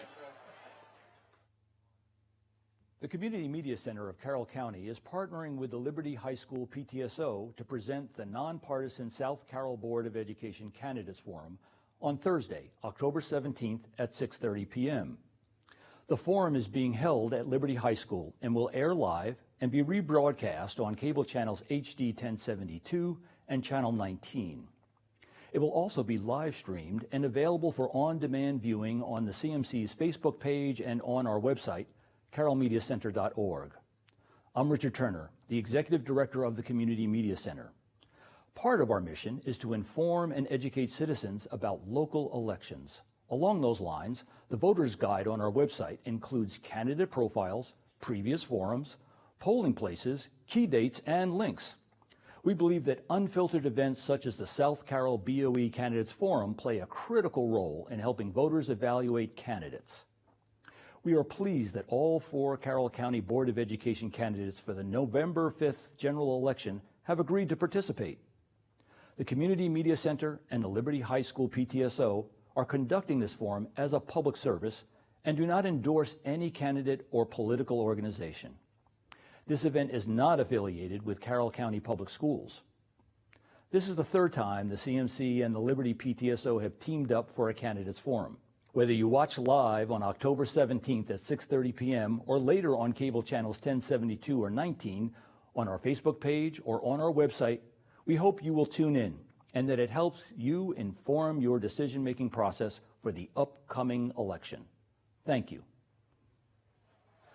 All right, we're getting set for the second half here. CM Sportsnet Game of the Week. Pat Stetzer and Mike Coons with you from Manchester Valley. If you're the Owls, you had things to work on in the first half. I think some penalties you didn't like. Rolled the dice a couple times. But I would imagine, like you said before we went to the break, you're in the game. You're still one score down. Absolutely, and as we've discussed, 9 points is the break point, and you can't win on the next play with 9. They're only 6 points out. I mean, the game can turn around on any play that can happen, and it could be an offensive play that's called. It could be something bizarre that happens. It could be a kick return. Right. So, you're just going to keep playing. I don't think they're going to change a whole lot. They probably both teams would like to run the ball a little better, but a little more effectively. But no, I don't see any wholesale. I don't think anybody's going to come out and start running the wing T. Yeah, no, I agree. I don't think, and same with Man Valley. They're not going to go out and change anything they did in the first half. No, so. they just have to kind of keep the faith and keep leaning on that defensive front. Not just the front four, but the front 7 guys. And they've been the stars so far. You saw that graphic a minute ago with the other games going on. South Carolina, Brunswick, FSK Century, and Winters Mills at Liberty. And we have some coverage of that game, too, over on our social media platforms. Liberty 14, Winters Mills 6 in the first quarter of play there. The kickoff at 7. And this second half kickoff goes to Manchester Valley. And we're underway. Pretty decent run back for the Mavericks up past the 30-yard line, so good start. Yeah, your break point for that's usually the 35. You get over the 35, you consider that a pretty successful return. If you're the coverage team, you'd like for them to be inside the 30. So that's pretty much neutral zone right there between the 30 and 35.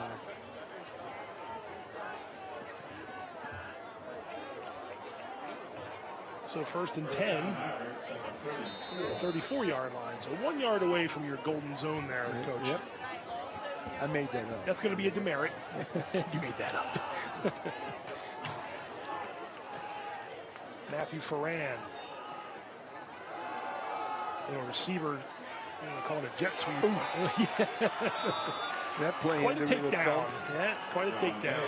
That was John Day. You mentioned his name earlier. And Drake Kehoe, 33, was in on that tackle for Westminster, among others. 2 guys ahead of him were in on it, but he ended it. And he did end it. Boom. Yeah. You don't want to be guys like that falling on top of you either. That's not the run they wanted to open with. Correct. That was Hayden Turner in there too, number 9, senior defensive back for. That's a counter crisscross right there. Plenty of room to go, and there is your 2-score lead. And no sooner than I said nobody's going to come out and run the wing T, they come out and run the classic wing T, counter crisscross. They ran it against North Hagerstown too, and it didn't break.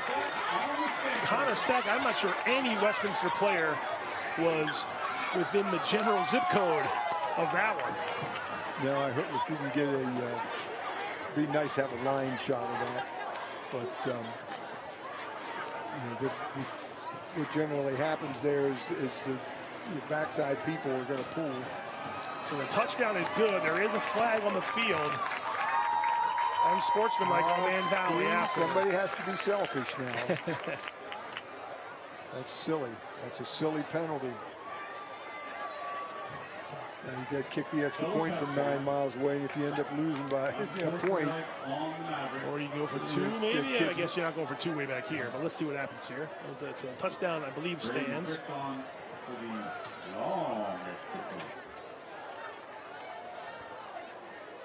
So Connor Stack, already, just like that, has 4 carries for 80 yards and the touchdown.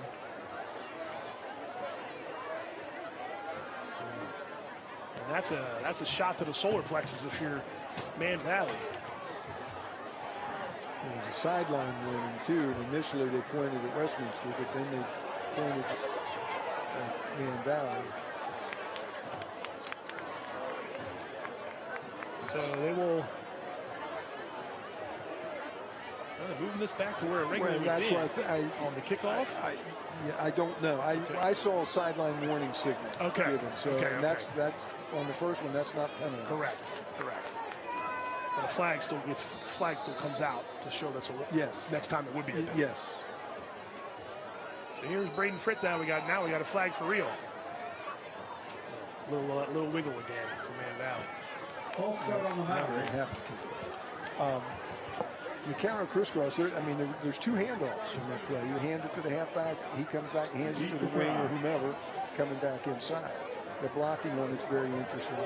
It's just regular counter blocking, but it's the first handoff that freezes everybody. Of course. Yeah. And, I've seen one of the other schools in the county. I've seen run that this year. I can't recall who exactly. So. Snap behind Fritz, but he was able to get the snap down, and Ferran does, and Fritz puts it through. I think the hold is one of the more unappreciated, unrecognized people just for plays like that. There it is. There you go. The handoff to 25 John Day, and he knew it as soon as he put it in Stack's belly. There was there's no one else in the shot. It's Stack and the referees, and he goes to the house on homecoming night. And the way everybody's been playing up front and aggressive to the ball, that's one of the ways you combat it. Okay, you take advantage of their aggressiveness and get them all flying the wrong way as it turns out. I like that play.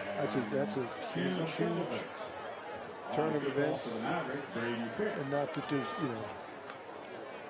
plenty of half to go. Sure. But the pressure. Now here's the penalty.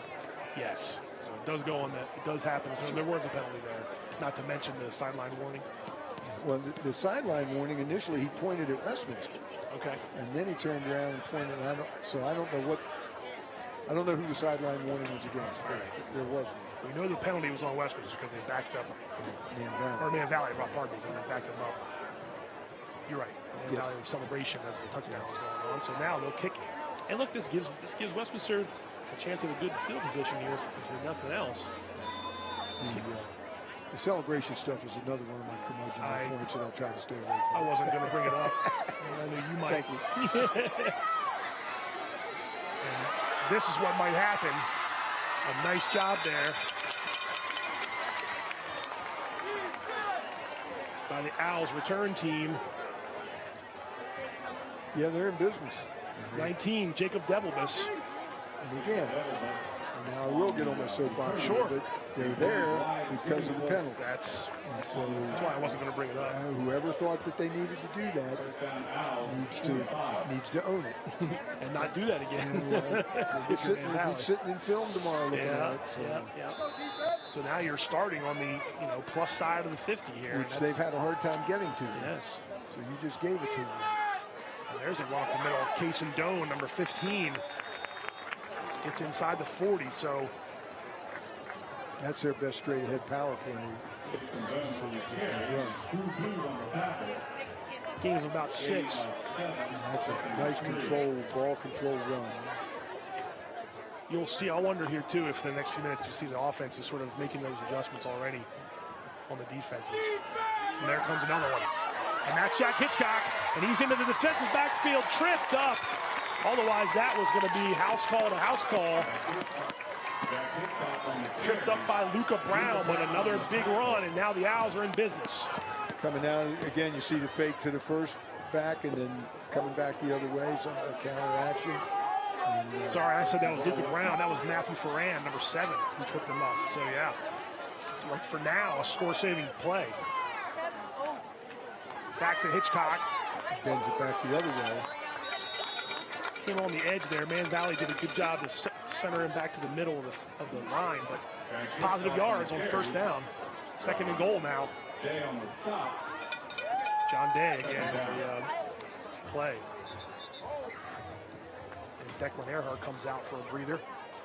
And so does Hitchcock to the Westminster sideline after those long runs. You really got to like John Day. He's in the middle of everything. And I think it's the exact same thing I said in North High. Yeah, that's right. Now, officials stop the clock here momentarily. And now we're back in business. So second and goal from the 4, it looks like. Oh, no, I'm sorry. It's hard to tell from over here. Maybe about the 6. Man Valley fans getting loud. Here's a handoff to Casey Doan on the left side. Did he get in? He did. Touchdown. So that's how you answer right there. Absolutely. Gave away your advantage. I think the big offensive guys up front got redirected during the halftime. Yeah, I mean, the offenses have made, at least early on here, have made a little bit of adjustments. Walter Sally there on the tackle, but not before Case and Doan plunges over the goal line. It's a touchdown, and Westminster on the board. You can get it back to a 6-point game here with this extra point. No snap, but the kick is high up and good. Cooper Whitcomb drills the PAT. And now all of a sudden they can't stop scoring. Yeah, their advantage was short-lived, wasn't it?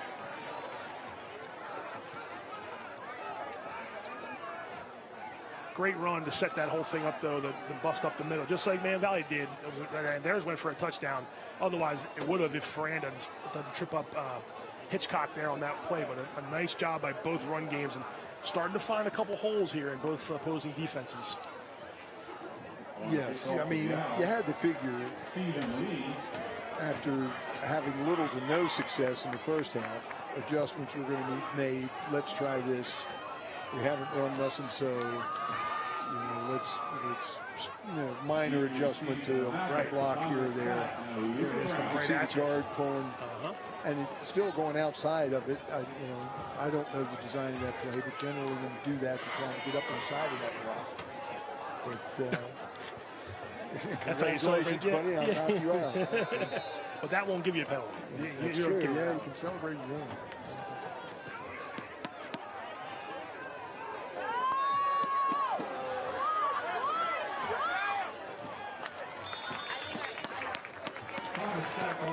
Stack on the return there for Man Valley, and 9 minutes to go here in the third quarter, and we've had 14 points flying on the board here in the early going.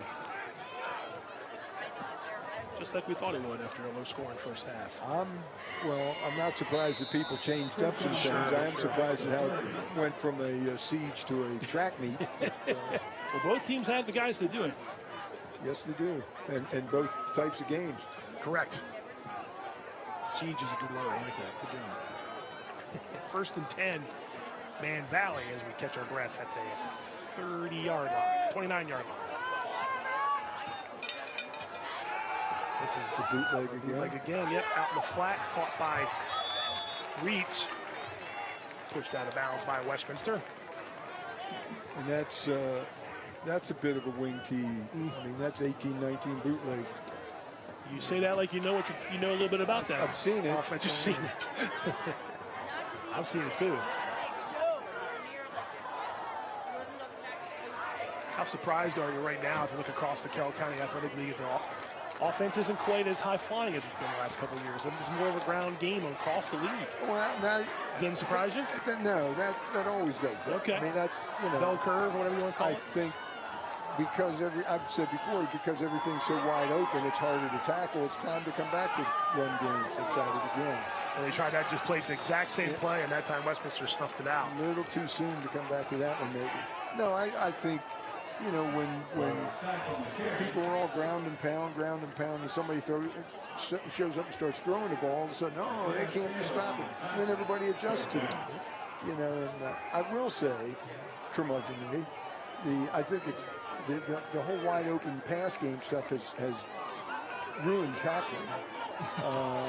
People don't tackle well anymore. I mean, you see a lot of grabbing and slinging and a lot of arm tackling and whatnot. When if it does revolve back to inside run games, I think you'll see better tackling. But here's that half of the bootleg going down the sideline. Incomplete. Good positioning by the defender.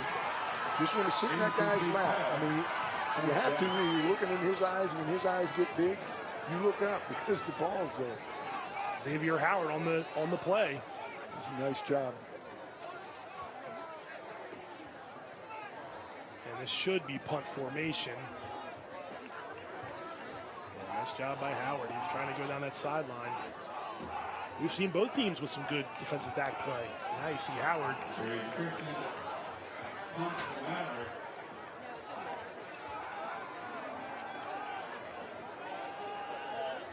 Howard back for the Owls.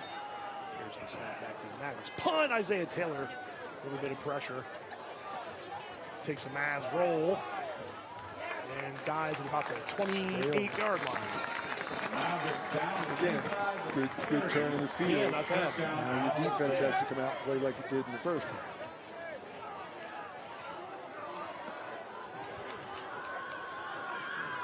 $7:40 remaining in the third quarter.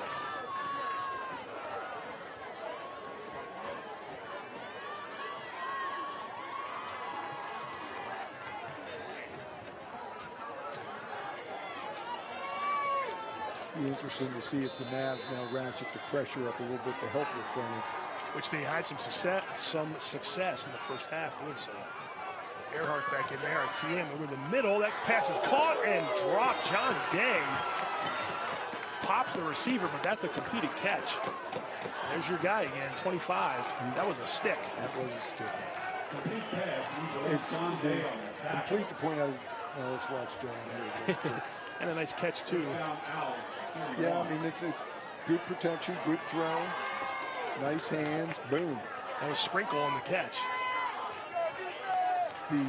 It's hard to tackle in the open field. I mean that's why the tackling is deteriorated some because that was a backward. I was going to say, have you dropped that one? It doesn't matter now because Jack Hitchcock down to the 30, down to the 25, and another big play for Jack Hitchcock has the Owls knocking on the door again. Yeah, he's been key. I mean, getting him the ball, that's the shrewd adjustment. But you're right. I mean, this is run yardage here. All the way down to the 25-yard line.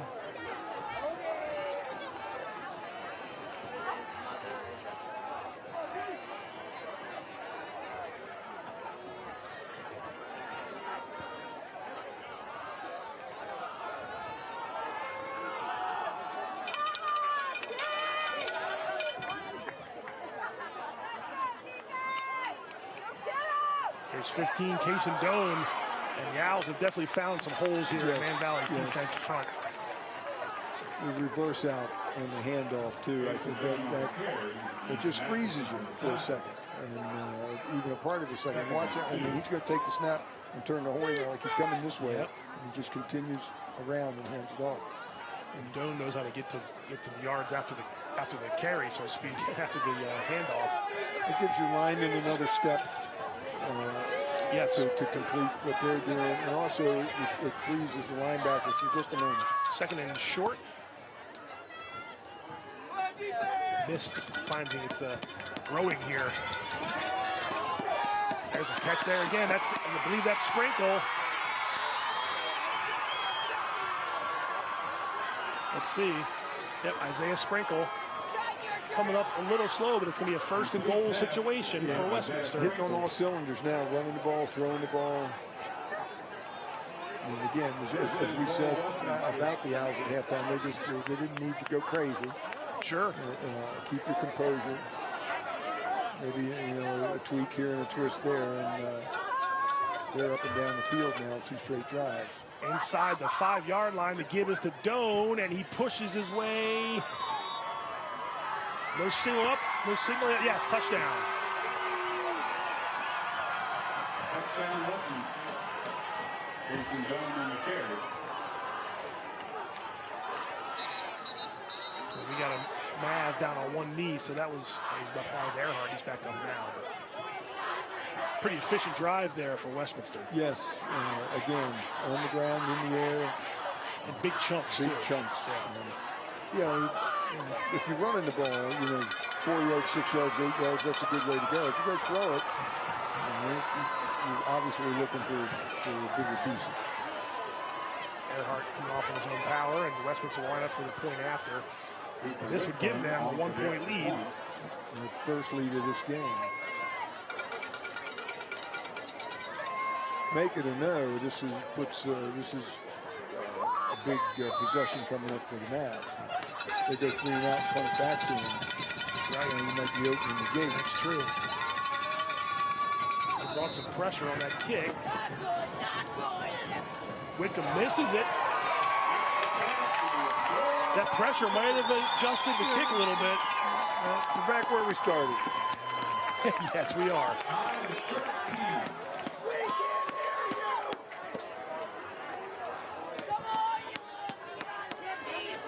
So if you're looking for a moral victory, yeah, well, hey, that's what you get.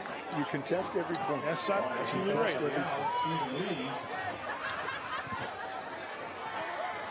So like you said, Coach, we're back where we started as you see Man Valley. Yeah, I don't recall a lot of 0-0 games in overtime, but I do recall a lot of teams winning by 1 point. Words of wisdom. Words of wisdom from Coach Mike Coons. So give Hitchcock 82 yards rushing, give the Owls 99 as a team after those last couple drives. So how meager it was in the first half, yeah. And now they're just piling them up. And Man Valley on their first drive had that open sesame sort of hole there that Connor Stack ran through. A little short kick coming up to get it. Head of steam, big pop. Caleb Hoffman on the return and a big stick by Westminster's return team. So now we got some football here in this third quarter. Yep. All of a sudden the game broke out. Yes. A little bit more like a boxing match in the first half. Yeah, with soft jabs and then starting to throw haymakers. A little couple haymakers, yep. So let's see if Man Valley can respond. We'll start at the 34, reasonable field position. Casey Doan with 2 short touchdown runs. And the Owls. See whose big boys lean on who's here. This is John Day, carry. Taken down after about a 4-yard gain. Maybe 3 yards. Out past the 35, second down. John Day comes off. He's taking some big shots and taking some shots when he was dishing them out as well. So you like his style of play. We talked about him 2 weeks ago. Yeah, he's a football kid. That's correct.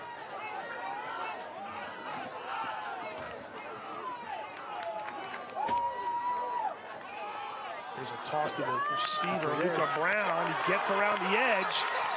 And that's a first down out to midfield.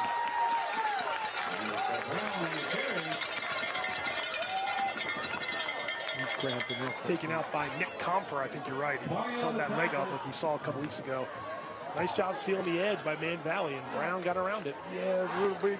Be careful out there with your hands. That is one that in my personal opinion, doesn't get called. Certainly not with the regularity it occurs. A lot of guys moving fast in the same direction when you're watching the ball. But yeah, you're right. We're up. We can see a good angle up here. That's true. And they're right at midfield. I see that arm outside the guy's body frame. I was waiting for a flag myself, but did not come. Here's a toss to Stack going the other way. Westminster, good job sealing that up. Stack had a little bit of room to run there. I think your mist is gone, but I think the moisture from that's now on the field. And I think the field is very slick. The mist has gone about 40 yards on a pass play. It's down the other end now. Maybe we'll get a fog bowl like we had in the NFL. So actually lost 2 yards there on that play. Yeah, he just, his feet just came out from under him as he tried to cut up field.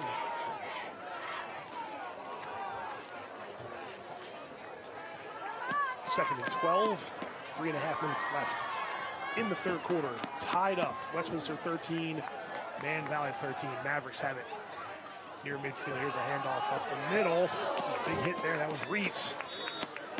But he got on the other side of the 50, so it'll be third and a little more manageable.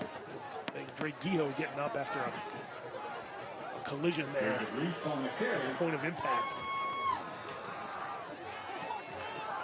He's made some big stops tonight. He's a junior. A lot of juniors doing some big stuff. That's yeah, talking with Coach Basler and his staff, and they were trying to. Obviously, this year is this year, but looking ahead, I think he and Coach Jeff Kent told me that they should return 9 guys on both sides of the ball if everybody comes back. That's good numbers. Yes, that's good numbers. Third, we'll call it long 6. Snap hits the ground. Ball's on the ground. Flag on the ground. Let's see. Westminster recovers. That's Guijo at midfield, but hold on here. Fumble on the play, but also a flag on the play. Let's see. That's going to be on Man Valley, so I think that's a turnover right at midfield. Penalties declined. Now, wait a minute. 4th down. No, it's got to be, it's a turnover, right? The ball in the field. I thought he signaled 4th down with that ball's on the ground. He did. I don't know that the official was the referee. Right, there we go. I don't think he knew there was a fumble. I think he was still back. You might be right. You might be right. But it is one right at midfield.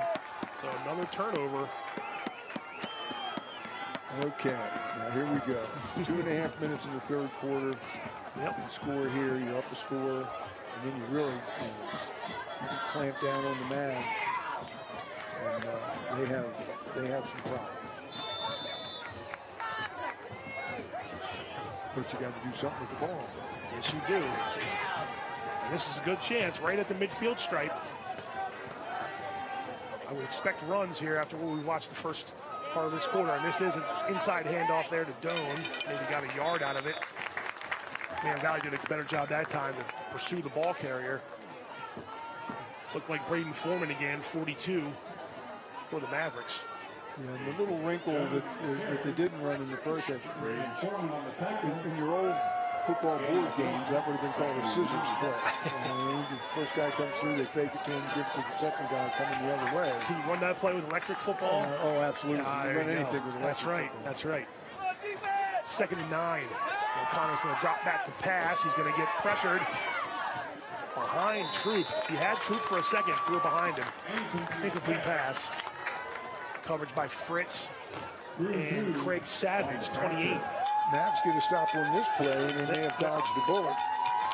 Although we've seen the Owls go for it in this situation. Remember, they had that pinned deep in their own end. They got out of there in a hurry, so you can't rest here on 3rd and long. Oh, no, you need to make this play, and then make them make a decision on 4th down. But got to get the 4th down first. Man Valley crowd stomping on the bleachers here on this side of the stadium. It trips down this way. Yep.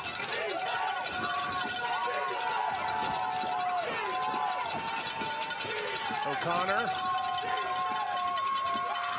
takes the handoff to Hitchcock. Looking for Hitchcock out of the backfield. He catches it. And he's going for a touchdown. The same play they scored on, very similar to in the Franklin game. Hitchcock floated out of the backfield. And it's a 49-yard touchdown pass. We've been talking all night about running with the receiver. Now watch, you're going to see the defender back here is stopping, running backwards. And that's, you can't cover anybody. Stack got stuck going backward, backpedaling, which you don't want to do. You're going to turn and get in and run with him in his front pocket. How about their running back with some good hands out of the backfield to make the catch? That's a well-designed play. It did something very similar in week 1 against Franklin. They went for a touchdown. This extra point is high into the air and good.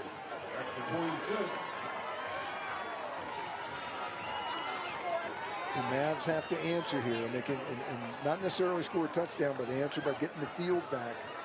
And because again, they're in the game. It's a 7-point game. So I mean, Hitchcock, the last 4 or 5 yards there, he just went right past the defender. Now you're right, the defender was backpedaling, which you don't want to do. But give credit to young Jack Hitchcock there, the junior. That's a heck of a play. It is a heck of a play. And that quieted the crowd. The student section was raucous there on 3rd down, and that'll quiet you down a little bit there. Have to turn and run with it. Not just D-backs, linebackers, I mean, particularly a kid coming out of the backfield. I mean, that may be a linebacker for all I know. He is listed as a linebacker. That's a lot of ground to cover for an LB. Actually listed as a DB. I take that back. Foreman linebacker. But we saw earlier that you gave, and rightfully so, great praise to Braden Fritz from Man Valley for doing a great job. And Westminster did the same thing on a couple pass plays, so it's there. But you know, you see the running back coming out, and maybe, I don't know, for a second you decide you're going to, in case you throw it to, but he goes over the top, and Stack got kind of caught up there on that one. But we'll see what Man Valley can do here. Swallowed up Nick Comfer and company right at the 35-yard line. That's Stack there. Nice return by Stack. And he has the touchdown for Man Valley. I don't think we're done yet with the back and forth in this game. No. But this, this drive is going to be critical in terms of just movement. They can't go 3 and out.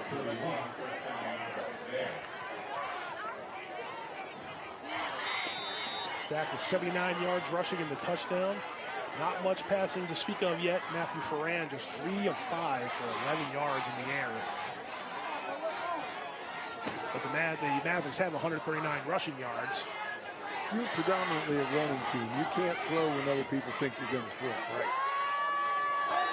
Flag flies. This is Jacob Reitz. Gets out past midfield, but from the far sideline, a flag at about the 33-yard line. So hold up. Signaling offside. It might be on Westminster. It's usually on the defense. Yep. His hands were on the hips. Going to talk this over here. If that's the case, that's a great start for Manchester Valley. Oh, never mind. Never mind. They did off with the play counts. Yeah. Well, you're signaling on the Owls, so it wasn't going to cost the Mavs anything anyway. You talked about guys with their hands in the jerseys. And Braden Fritz, just in time, released that tackle, and Jacob Reitz with a nice run. You teach it that way now. You teach to get in there and do that. Of course. And, it's when you do this, when you're grabbing at the shoulder tops. If you're pulling on the jersey or your hands get outside of the back, they're going to supposedly call it. Allegedly? Allegedly. Look at this. Right back at midfield we are. So. Yeah, that was big. That's big for the Mavs. Get a little energy back. This is Reitz again. Going far side. He penetrates through. It's down. He's getting 5. You start getting 5 and 6, and now you have something. They had him bottled up in the first half. It's a good hard run right there. And I think we might have a flag here again. Let's see. Well, let's see. There's a flag right there at the 47-yard line. Official's going to talk it over. But yeah, Reitz doing a good job here. He's up to 50 yards rushing on just 9 carries. That's a hold. That's going to come back. That'll come back. That'll hurt.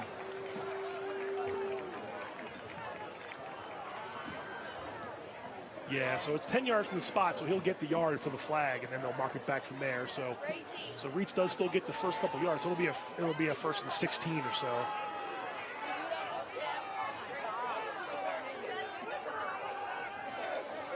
And the Mavericks don't want to go backward. No, but they do get the down. They do. First down. And the clock will run with 40 seconds and counting. So this is likely the last play of the quarter. Agreed. Unless they're going to air it out. Or barring a defensive penalty or something like that. But yes, you're right. Of course they are. Going to try to. Ferran, look out. Down he goes. Too many white shirts. Isaiah Taylor, number 12 again. We saw him 2 weeks ago with a nice sack against South Carroll. And he recovered a fumble last week to steal that game, and that's going to let the clock run out, and that's now Man Valley is going in reverse. Yeah, the Owls' frontage is starting to exert its will. Nice job by Isaiah Taylor, the sophomore. Coach Basler talked a lot about him in the preseason. He shined a little bit here this game and the last couple. So end of 3.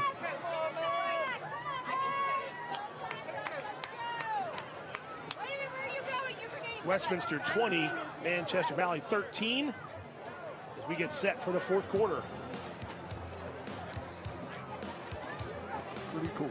Yeah, yeah. Nice ball game. This is a good ball game. We've been fortunate in our games of the week here that have some good contests. Week 1, Century and South High went right down to the wire. We saw Man Valley eke out a win over North High, and then Westminster beat South Carroll week 3, and then last week Liberty Francis Scott Key was a shutout win for the Lions in week 4. And here we got a one-score game here in week 5. Hard to believe we're already into October. Well, yeah, I mean, we're trying to explain to the younger kids the other day. We played our 3rd game, and then we play 9, and they were looking at it going, well, the season's a third over. No. The season's half over. It's about 12 weeks long, and we're 6 weeks in. Yeah, there you go. And maybe that's why you struggle in math. We're not sure, but I've been too scared to answer that question. I'm not good with math either. One of our coaches used to say, he doesn't coach with us any longer, but Coach Bartosa used to tell the kids, the days are long, but the years are short. And that's a pretty true statement. The years get shorter and shorter, too, as we go along. Tell me about it. Second in a long way for Man Valley as this 4th quarter gets underway. Ferran will throw it over to Luca Brown. Again, you can see the slipping and sliding. Yeah, as the game goes on, right, this wet, slick grass out there. Not too muddy, but Luca Brown's slow to get up. And as we say every time, they're both playing on it, so. Brown's slow to get up here, I think. Actually, he's up now. Okay, you're ready to over. Concession stand, 2 for $1. Hot dogs, hamburgers, and I believe they said pizza. Could be a cramp. Let's hope it's nothing too serious. You see Bernie Coots and his staff talking with quarterback Matt Ferran and trying to get a little bit of something there on that 2nd down and long, and he. Now you have 3rd and long. So you want to get a chunk here, even if you're going to punt it. Brown's coming off. That's good to see, although a little bit of a limp. Yeah, right. These possessions are starting to get less and less as this game goes on. I mean, even if you get back up to the 50, which is the original line of scrimmage, it allows you to put the Owls down here. The field, right. Now again, early on, we saw the Owls go for it in that situation.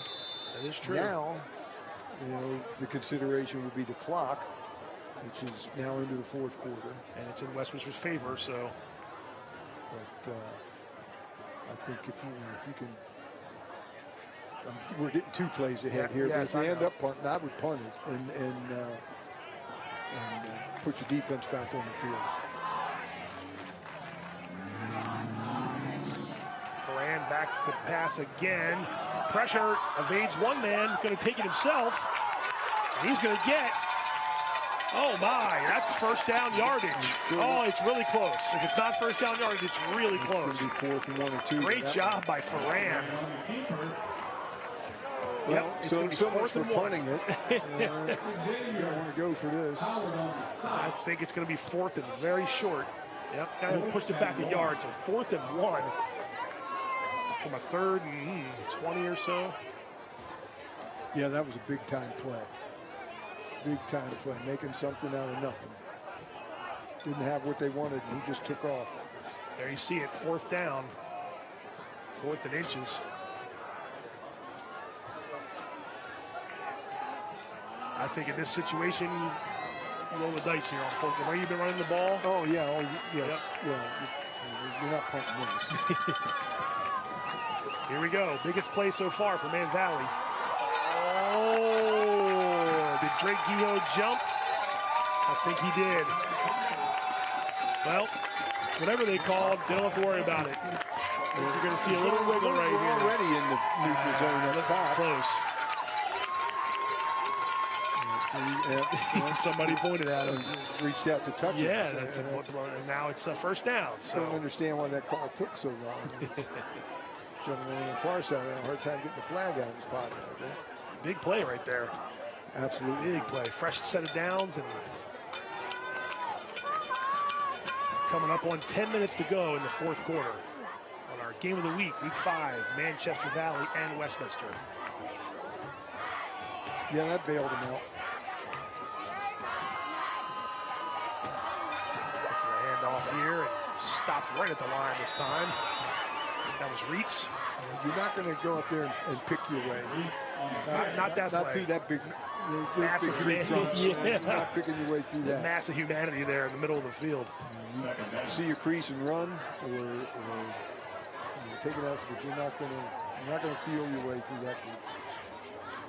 I wonder if they go back to that double handoff situation. I think you're right. I think they went back to it a little too quickly after they hit it, which was a great play. See if they keep Westminster on their toes. That was no gain on that last play, so 2nd and long. Here's a toss to Stack coming this way. And the flag flies. I think it's going to be a hold. Hayden Turner knocked him out of bounds, but going the wrong way again is Manchester Valley. Oh, well, let's see before they make the call here. Al's great job of keeping the edge.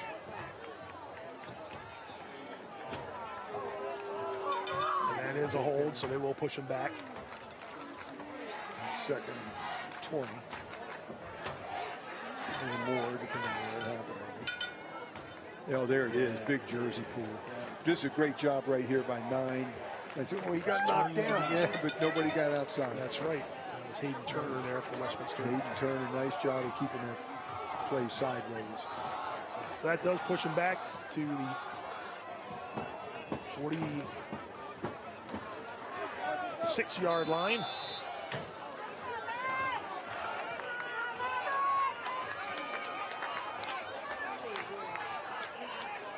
That's making it tough for him. So it's hard to get 10, let alone 20. Right. They've done it a couple times, but oof, that time Foreman with the run and Westminster all over it.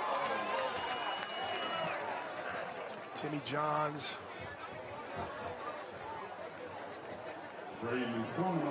That's David Girding there, 75. Let me see if I got that right.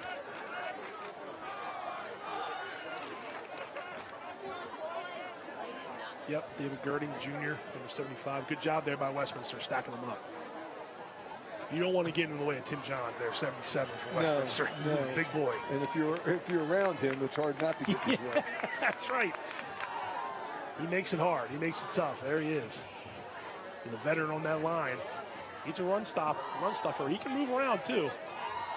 He is a big boy. 3rd and there was no gain there too. So 3rd and a mile. 8 minutes left. Now you're getting back after this play. Ferran looking for somebody in the middle of the field. Sally, dangerous pass. Broken up by Warfield. Tried to throw with a little bit of touch. He was away open. From the receiver, he was. From the defender. No, you're right. Maybe a little too up in the air, gave Warfield a chance to come back on it. And I think you got a punt now for Man Valley. I like the idea of trying to throw it with some touch, maybe out in front of him a little further. Let him run to it. Yeah, Warfield did a good job getting that hand up there. Yes, he did. Yes, he did. The broken play, so the receivers headed down the sidelines to try to get open, but here comes a punt. I think the punt's the right call here, but you better come out and play some defense. Yes, now you can rest assured Westminster will want to run the ball. Takes a bounce. This is Canton Rudders. And he's trying to get to the sideline. Good job by Man Valley. Keeps him down around the 20-yard line.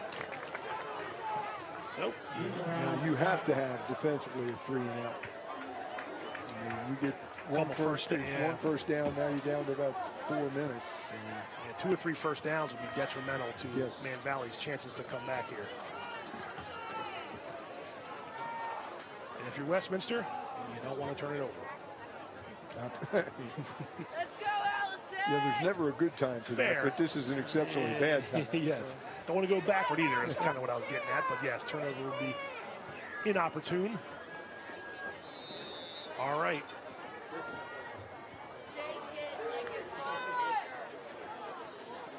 Move right into the line. Nothing doing there on first down. That's the first good play for Man Valley. Got to have 2 more of those. He lost a yard there. I'm right here, sir. So Boog stops the run there. And getting a stop on Hitchcock's huge, too, because he's been on fire this half.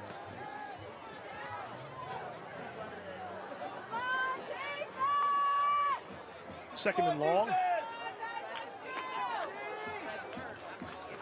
Hitchcock again. Oh, actually, it's a keeper, O'Connell. fooled me a little bit. Good call. I mean, they've been running that cross, and this time you send one out in motion, bring the other one across, and let the quarterback keep it. So many teams do that now with like the read plays and whatnot. I mean, it's the basis of read option. I think that was called. Yeah. I was only going to say, we talked about big plays, and this is another big one here. Connor going deep. He's got Troop. He overthrows him. It stops the clock. And so it looks like Man Valley has done its job. Let's see. No flags. So, yeah. Get the ball back. 3 and out. Good job of the defense. They rose to the occasion. All from that first play. The run, stuffed right in the line of scrimmage. It just changes the whole drive. First down's huge. Yeah. First down's huge. I mean, people talk about staying on schedule and all that kind of thing. Staying on schedule doesn't include 2nd and 10. Right.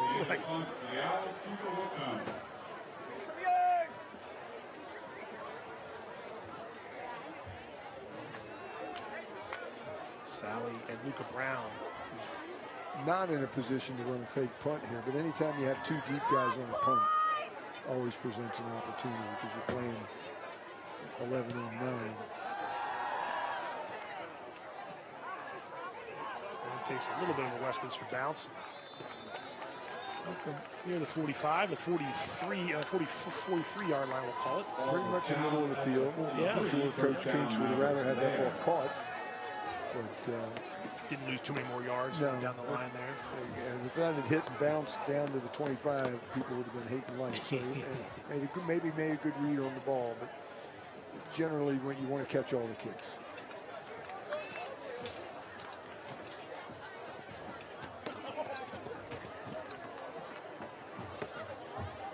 All right, see what the Mavs have here. Absolutely. Yep, absolutely. 6:09 to go. It's who's going to bend? Westminster's defense or will Man Valley's offense go down and try to tie the game?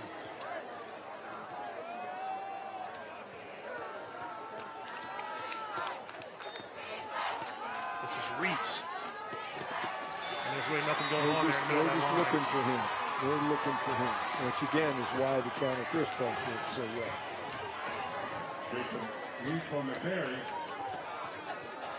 I saw Landon Brightful celebrating there, and Giho as well. Tim Johns in there to clock things up too. It's just tough sledding. You're trying to get around that guy like his size. And Man Valley's got big guys. I'm not saying they don't, but Johns is a different story. Yes, he's a different cat, that's for sure. Big 77 for Westminster.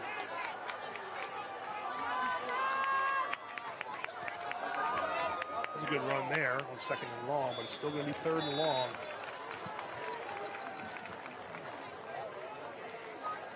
That was Reitz again, 23 on the carry. I think I saw Brightful in there, Giho and Brightful again. So calling a lot of the same names here on both sides. I haven't seen John Day in the game for a while. He looked a little woozy coming off there. Yes, he did back in the 3rd quarter. I agree with you. He's down here on the sideline. He's got his helmet on, so about the 35-yard line or so. He's a spectator right now. 3rd and long, clock running, 4:40. 3rd and about 6. Near midfield. Oh, and the snap is mishandled. Ferran can get it. He can run with it. And down near the 50. He did get positive yards after all that. He's slow to get up. He got popped. He did get popped. Now you're 4th and about 4. 4 minutes. I gotta go. You're going. Oh. Look at this. What do we know? Quarterback's a little woozy. Yeah, yep. Yeah, you're gonna. Now Ferran got a little dinged up. He's on the sideline coming over to the bench, but he's sitting on the bench.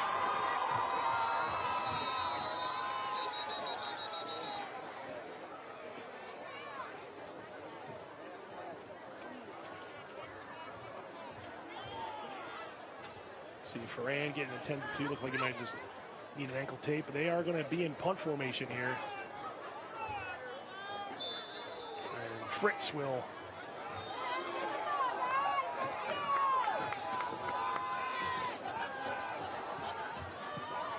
good high kick from Fritz. Fair catch caught inside the 10-yard line. Well, that's what you needed if you're Man Valley right there. You need that defensive stand you had the last time. You're going to have to use your timeouts. Did they use one earlier this half? Not remembering. I don't think so. I don't remember one. No, they didn't. Now, the quarterback was just coming off to get a play. Right. So, yeah. So if you have all three. Should have three. You have some flexibility here. He missed his back on the Westminster side of the field. Onto the lights here and a little eeriness at the stable. Coach is cramping up a little bit. Cramping up again. Coach is cramping up. Get him a banana. What's it there? Coach John Seaman never saw a monkey with a cramp. 10-yard line for Westminster. Hitchcock going to cut it back in the middle. Big hole up the middle. That's not what you wanted from Man Valley. A couple first downs and they're toast. If that wasn't first down, it's 9 yards, it looks like. Let's see, 9 yards on first down. Just a straight toss play, Coach. 9 yards is almost better. Yeah, runs the clock more, right? It gives you more chances. But that's just a toss, and Hitchcock came right back up the middle. Credit that big line for opening some holes there. 3 minutes. 2nd and 1. Right about the 19-yard line. Take their time here if you're Westminster, right? You can take your time and absolutely get it down to the. That's when you're over there giving the old milk the cows. Nitty gritty on the play clock. That's a first down. Big hole, and there goes Jack Hitchcock. Connor Stack in pursuit, takes him down. Great Huge effort. Play. Great effort by Stack. It was. Great effort.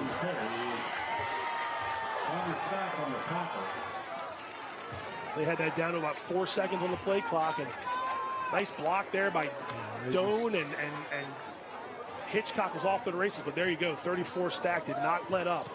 Credit Connor Stack for saving a touchdown. Clock running, though, and that was a big first down there. That's huge. That's huge. I'm not saying that was a nail in the coffin, but the lid just closed.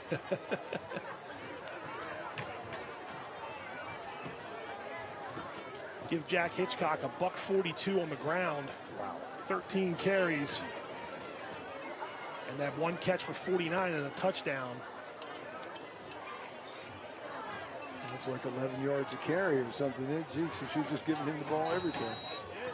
Well, it's 10.9, so you were on your math. There's a timeout called by Westminster.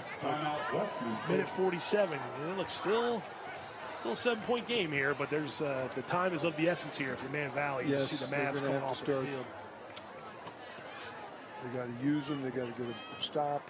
Now, they haven't used them yet, I believe. That was the Westminster timeout, so they do have it, but.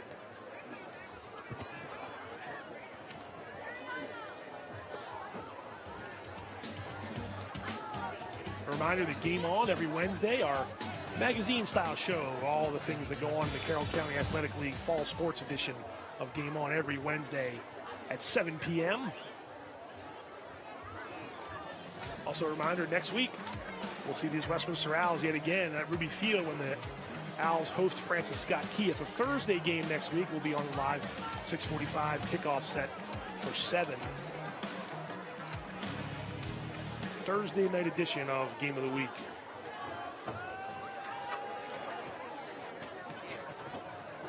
I would be surprised if I saw the quarterback ball and throwing the ball here at all. These final 147.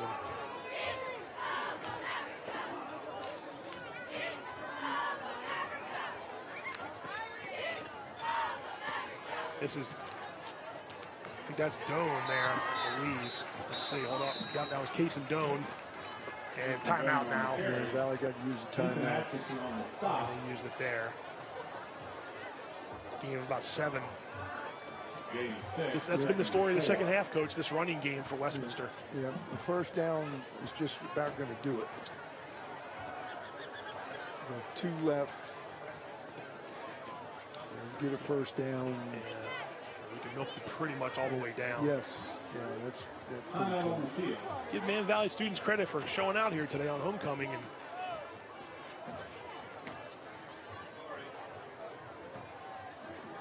Attention please, for the JV minute 39 to go here, and the Owls trying to lock up another victory. Thank you.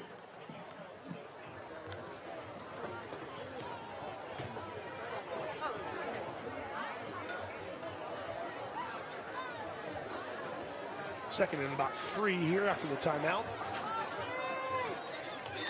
We'll have some post-game coverage for you too. We'll talk to the CMSportsNet player of the game. Talk to Coach Coons about what we watched here tonight. Another run there. And again, if they didn't make that, it's almost Done better. again, 15. Yeah, you're right. Declan Earhart on the tackle. Attention please. Now, I think they're going to measure. Please report to the concession stand. It was close to the mark, close to the line to gain, so they're going to maybe measure this. But let's see. To the concession stand. Thank you. Nope, I guess they're going to, let's see, what are we doing here? Third down, third short. Doan fell forward.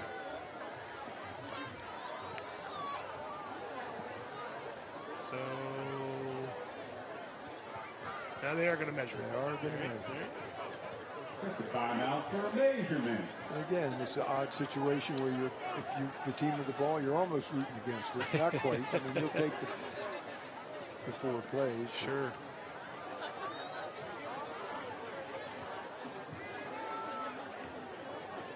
Once we get the 10-yard set. We got it. First down, we got it. You almost think there'd be a better way by now. I hear this talked about a lot in the national sports media too.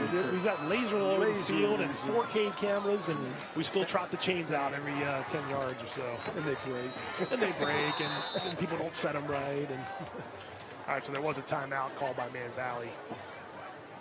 Yeah, they have to. Timeout Yeah, I have a buddy Manchester that's Valley. just been on fire for robo-umps and baseball for so long. It looks like it's coming down his street now. Yeah, well, they've been doing it in the minor leagues, right? Yes, yeah. And I think they're going to do it in spring training. To see how that goes. Yeah. Boy, it feels like a long way from now, doesn't it? Spring training. We don't have to talk about it. Yeah, I was going to say further than it should. We don't have to talk about it. It's only March, not that far away. If this holds, another gutsy victory here in the second half and cutting it out, I was trying to say. Westminster really made some good adjustments at halftime to overcome that 13-0 deficit. The first drive for Man Valley, boom, Stacks breaks a long touchdown run. Oh my, Man Valley's up 2 scores. The Owls didn't panic, but we talked about it. That's obviously well coached and a lot of good.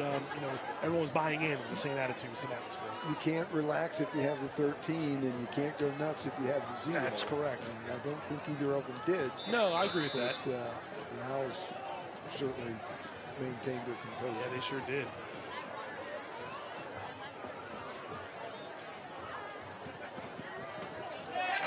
That's Giho again, but this time stopped. Give credit to Caleb Hoffman there on that tackle. Now I believe it's second and long clock running. Jason Doan on the carry. John Day back on the field. Good to see. 2nd and 9. Just a 1-yard gain there, but the clock runs. Man Valley out of their timeout, so they trying to wait one here and see. I'm not sure. Shame on me, I didn't keep track. I was going to say that they're not trying to stop it at all, so I'm guessing they don't have it. If they only have one, why wouldn't you have called it already?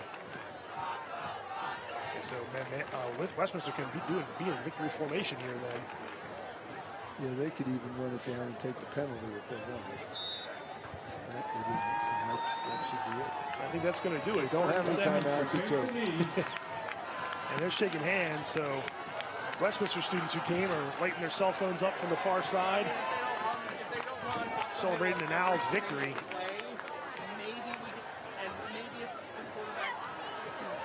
Jack Hitchcock with 42 yards rushing, 49 yards receiving, and a touchdown. And he leads Westminster to a victory.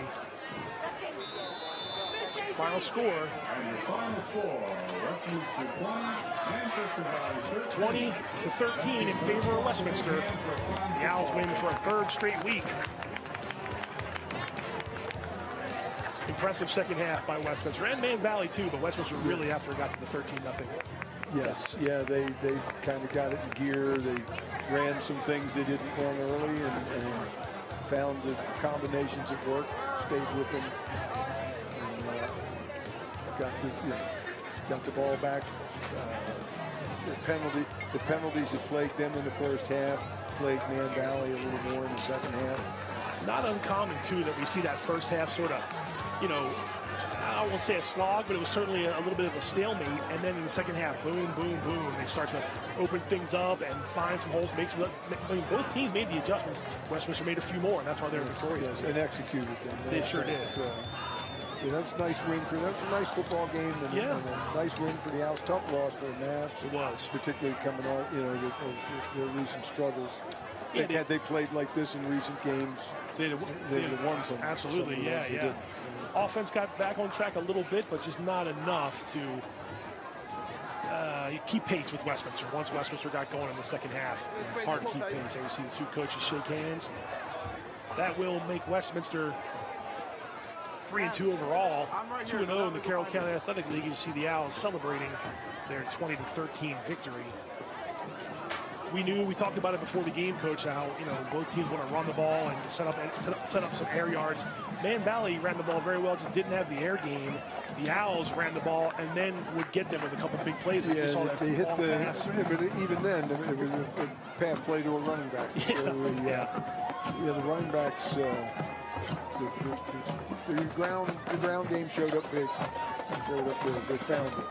Rory O'Connor with 170 yards passing in that touchdown. Of course, the wheel route, if you will, a touchdown to Jack Hitchcock for the go-ahead score there late. There was all the scoring came in the third quarter. 4 touchdowns in the third quarter there, and then we sort of played to another stalemate again after it was after all the flurry in the third, but. A win like that for Westminster, Coach, it's week 5. We got a little ways to go still, and there's some big games on their calendar still. But we talked about this too. Maybe not talking about it, you can see his read lips that he's saying he's proud of them, because that was an adversity a little bit there. They did not play to their standards in the first half, and then they were down 2 scores. No, it's a big win. Showed a lot of grit, just hanging in the game, and by the end they had taken it over. And the Mavs. Pretty valiant effort, but just got worn down, I think. I think Westminster just a little bit. Lines both huge, Sure. But ultimately, I think the Owls leaned on them a little bit. I mean, Man Valley made big plays. We talked about Earhart. We talked about John Day, Connor Stack. You loved Connor Stack's hustle down there. They'll win some games because of that. Absolutely.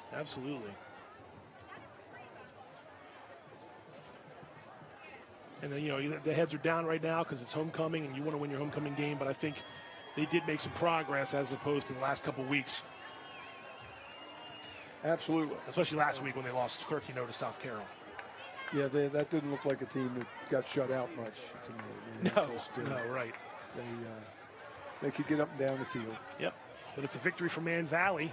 A victory for Westminster on Man Valley's homecoming is what I was trying to say. And, again, the Owls strung together wins last year and got all the way to what was a county championship and things like that. But that could be wins like this sort of get them going in the right direction here midway through the season. Yeah, that was a gut check. That was a gut check, definitely, and that'll serve them in good stead. All right, taking a quick break. Yeah, absolutely. Taking a quick break here. We got a little more post-game coverage for you. We're going to hear from our sponsors, and stay with us. We got a little more game of the week coming right up.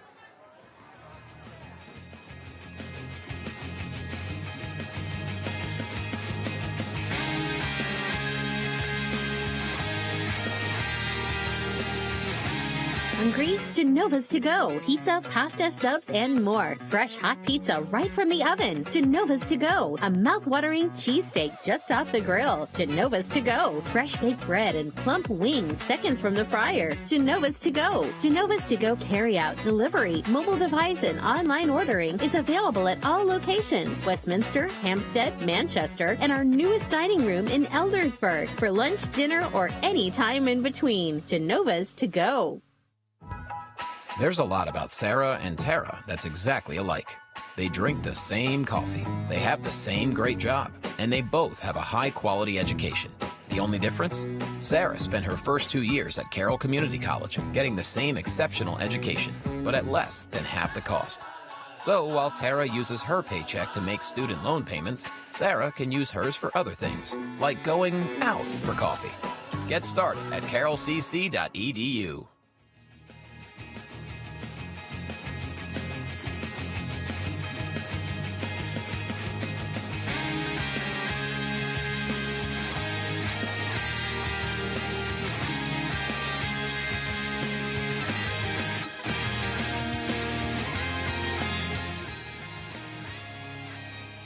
We're back, post-game coverage for you, game of the week. We're going to go ahead and take a look at the highlights of this one. Mike Coons and Pat Stetzer wrapping it up here from Manchester Valley, where the Owls and Mavericks battled in Week 5. And again, the first half action here, we saw both teams just trying to make a name for themselves in the run game.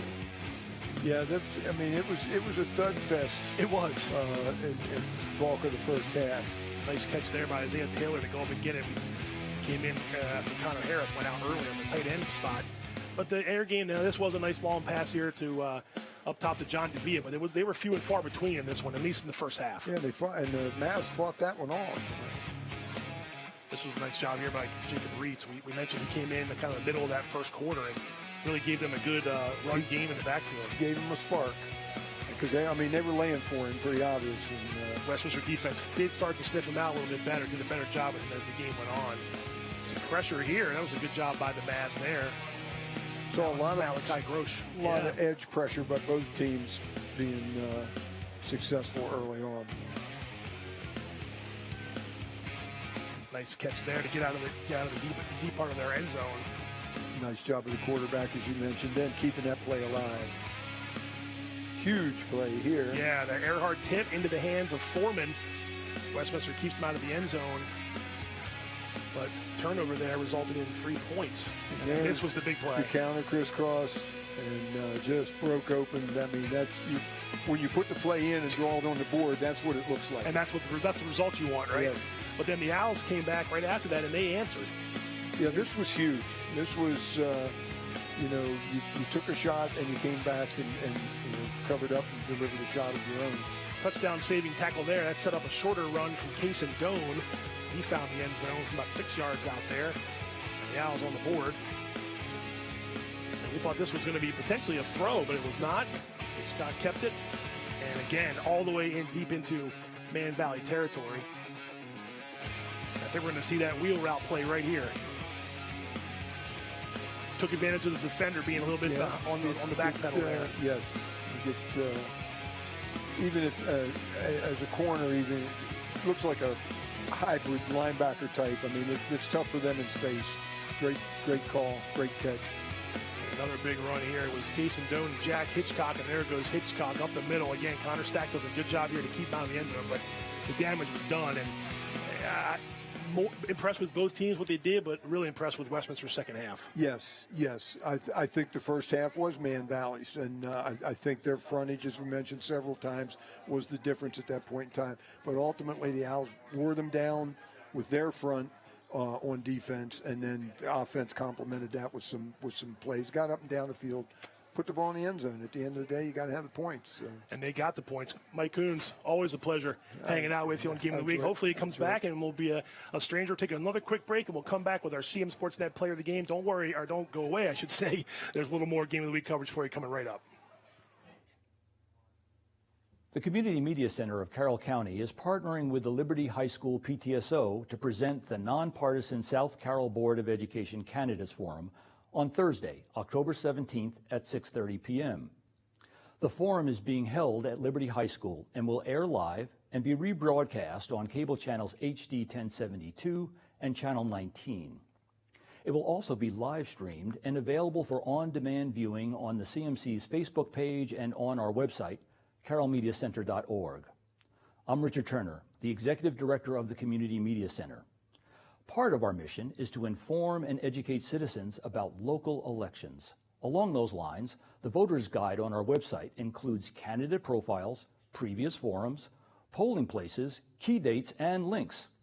We believe that unfiltered events such as the South Carroll BOE Candidates Forum play a critical role in helping voters evaluate candidates. We are pleased that all 4 Carroll County Board of Education candidates for the November 5th general election have agreed to participate. The Community Media Center and the Liberty High School PTSO are conducting this forum as a public service and do not endorse any candidate or political organization. This event is not affiliated with Carroll County Public Schools. This is the 3rd time the CMC and the Liberty PTSO have teamed up for a candidates forum. Whether you watch live on October 17th at 6:30 p.m. or later on cable channels 1072 or 19, on our Facebook page or on our website, we hope you will tune in and that it helps you inform your decision-making process for the upcoming election. Thank you.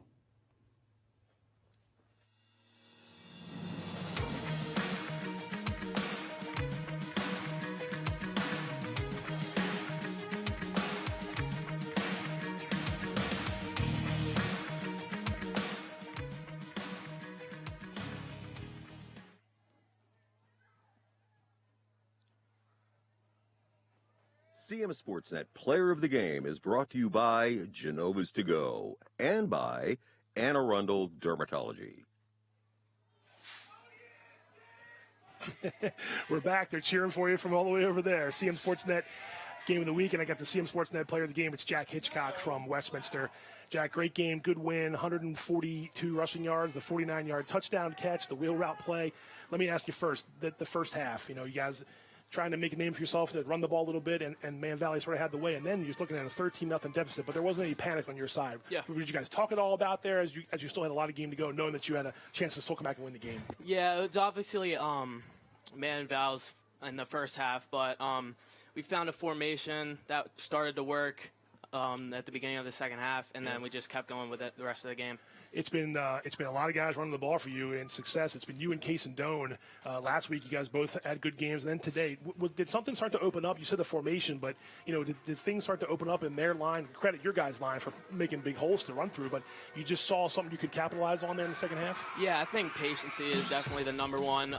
Obviously, our big men put in the hard work every single day, so it's just about the running backs finding the hole each time and breaking out a few yards. It's fun running behind those guys, isn't it, when they blow open holes like that. Now, correct me if I'm wrong, I think in that Franklin game, way back in week 1, you guys ran that play where you came out of the backfield. It was a very similar play. I sort of said it as you were doing it tonight. That's a cool play right there. Wheel route. It's not an easy play to do. I mean, how much is that just you and Rory just being on the same page and all the timing you have to go through to make that happen? Yeah, if we want to go for a shot, we'll take it. Obviously, that's our trick play, so we just go for that, and it obviously worked. And then the defense holds on, get the ball back, and you're able to run out the clock there at the end of the game. You started the season with a couple tough customers, and then you've been winning some games here recently. Yeah. What's one of the things that's been the biggest change between the first couple of weeks and now? Just a little more continuity, it seems like, with Westminster. Yeah, I think definitely the intensity at practice. Obviously, the first 2 weeks were definitely very hard for us, so we knew we had to lock in at practice, and then it'll translate to the field. Every win is special, but I probably would be lying if I didn't say that. You'd be lying if you didn't say this one's a little special just for what happened last year in the playoffs. It was a long time ago, different team. I know all that, but it's got to feel good to come onto their field and get a win against a county game, and also the ones that knocked you out of the playoffs last year. Yeah.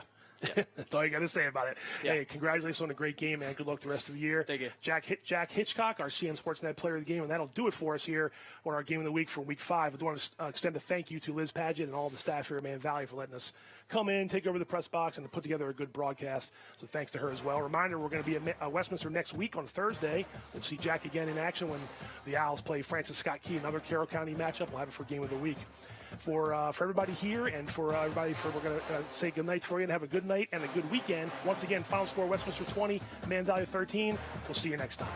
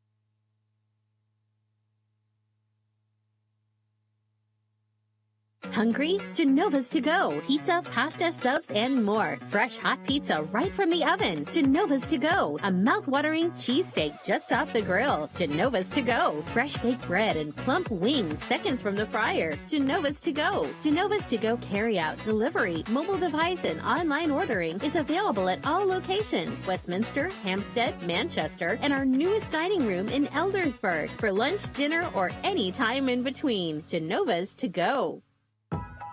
There's a lot about Sarah and Tara that's exactly alike. They drink the same coffee, they have the same great job, and they both have a high-quality education. The only difference? Sarah spent her first 2 years at Carroll Community College, getting the same exceptional education, but at less than half the cost. So while Tara uses her paycheck to make student loan payments, Sarah can use hers for other things, like going out for coffee. Get started at carrollcc.edu.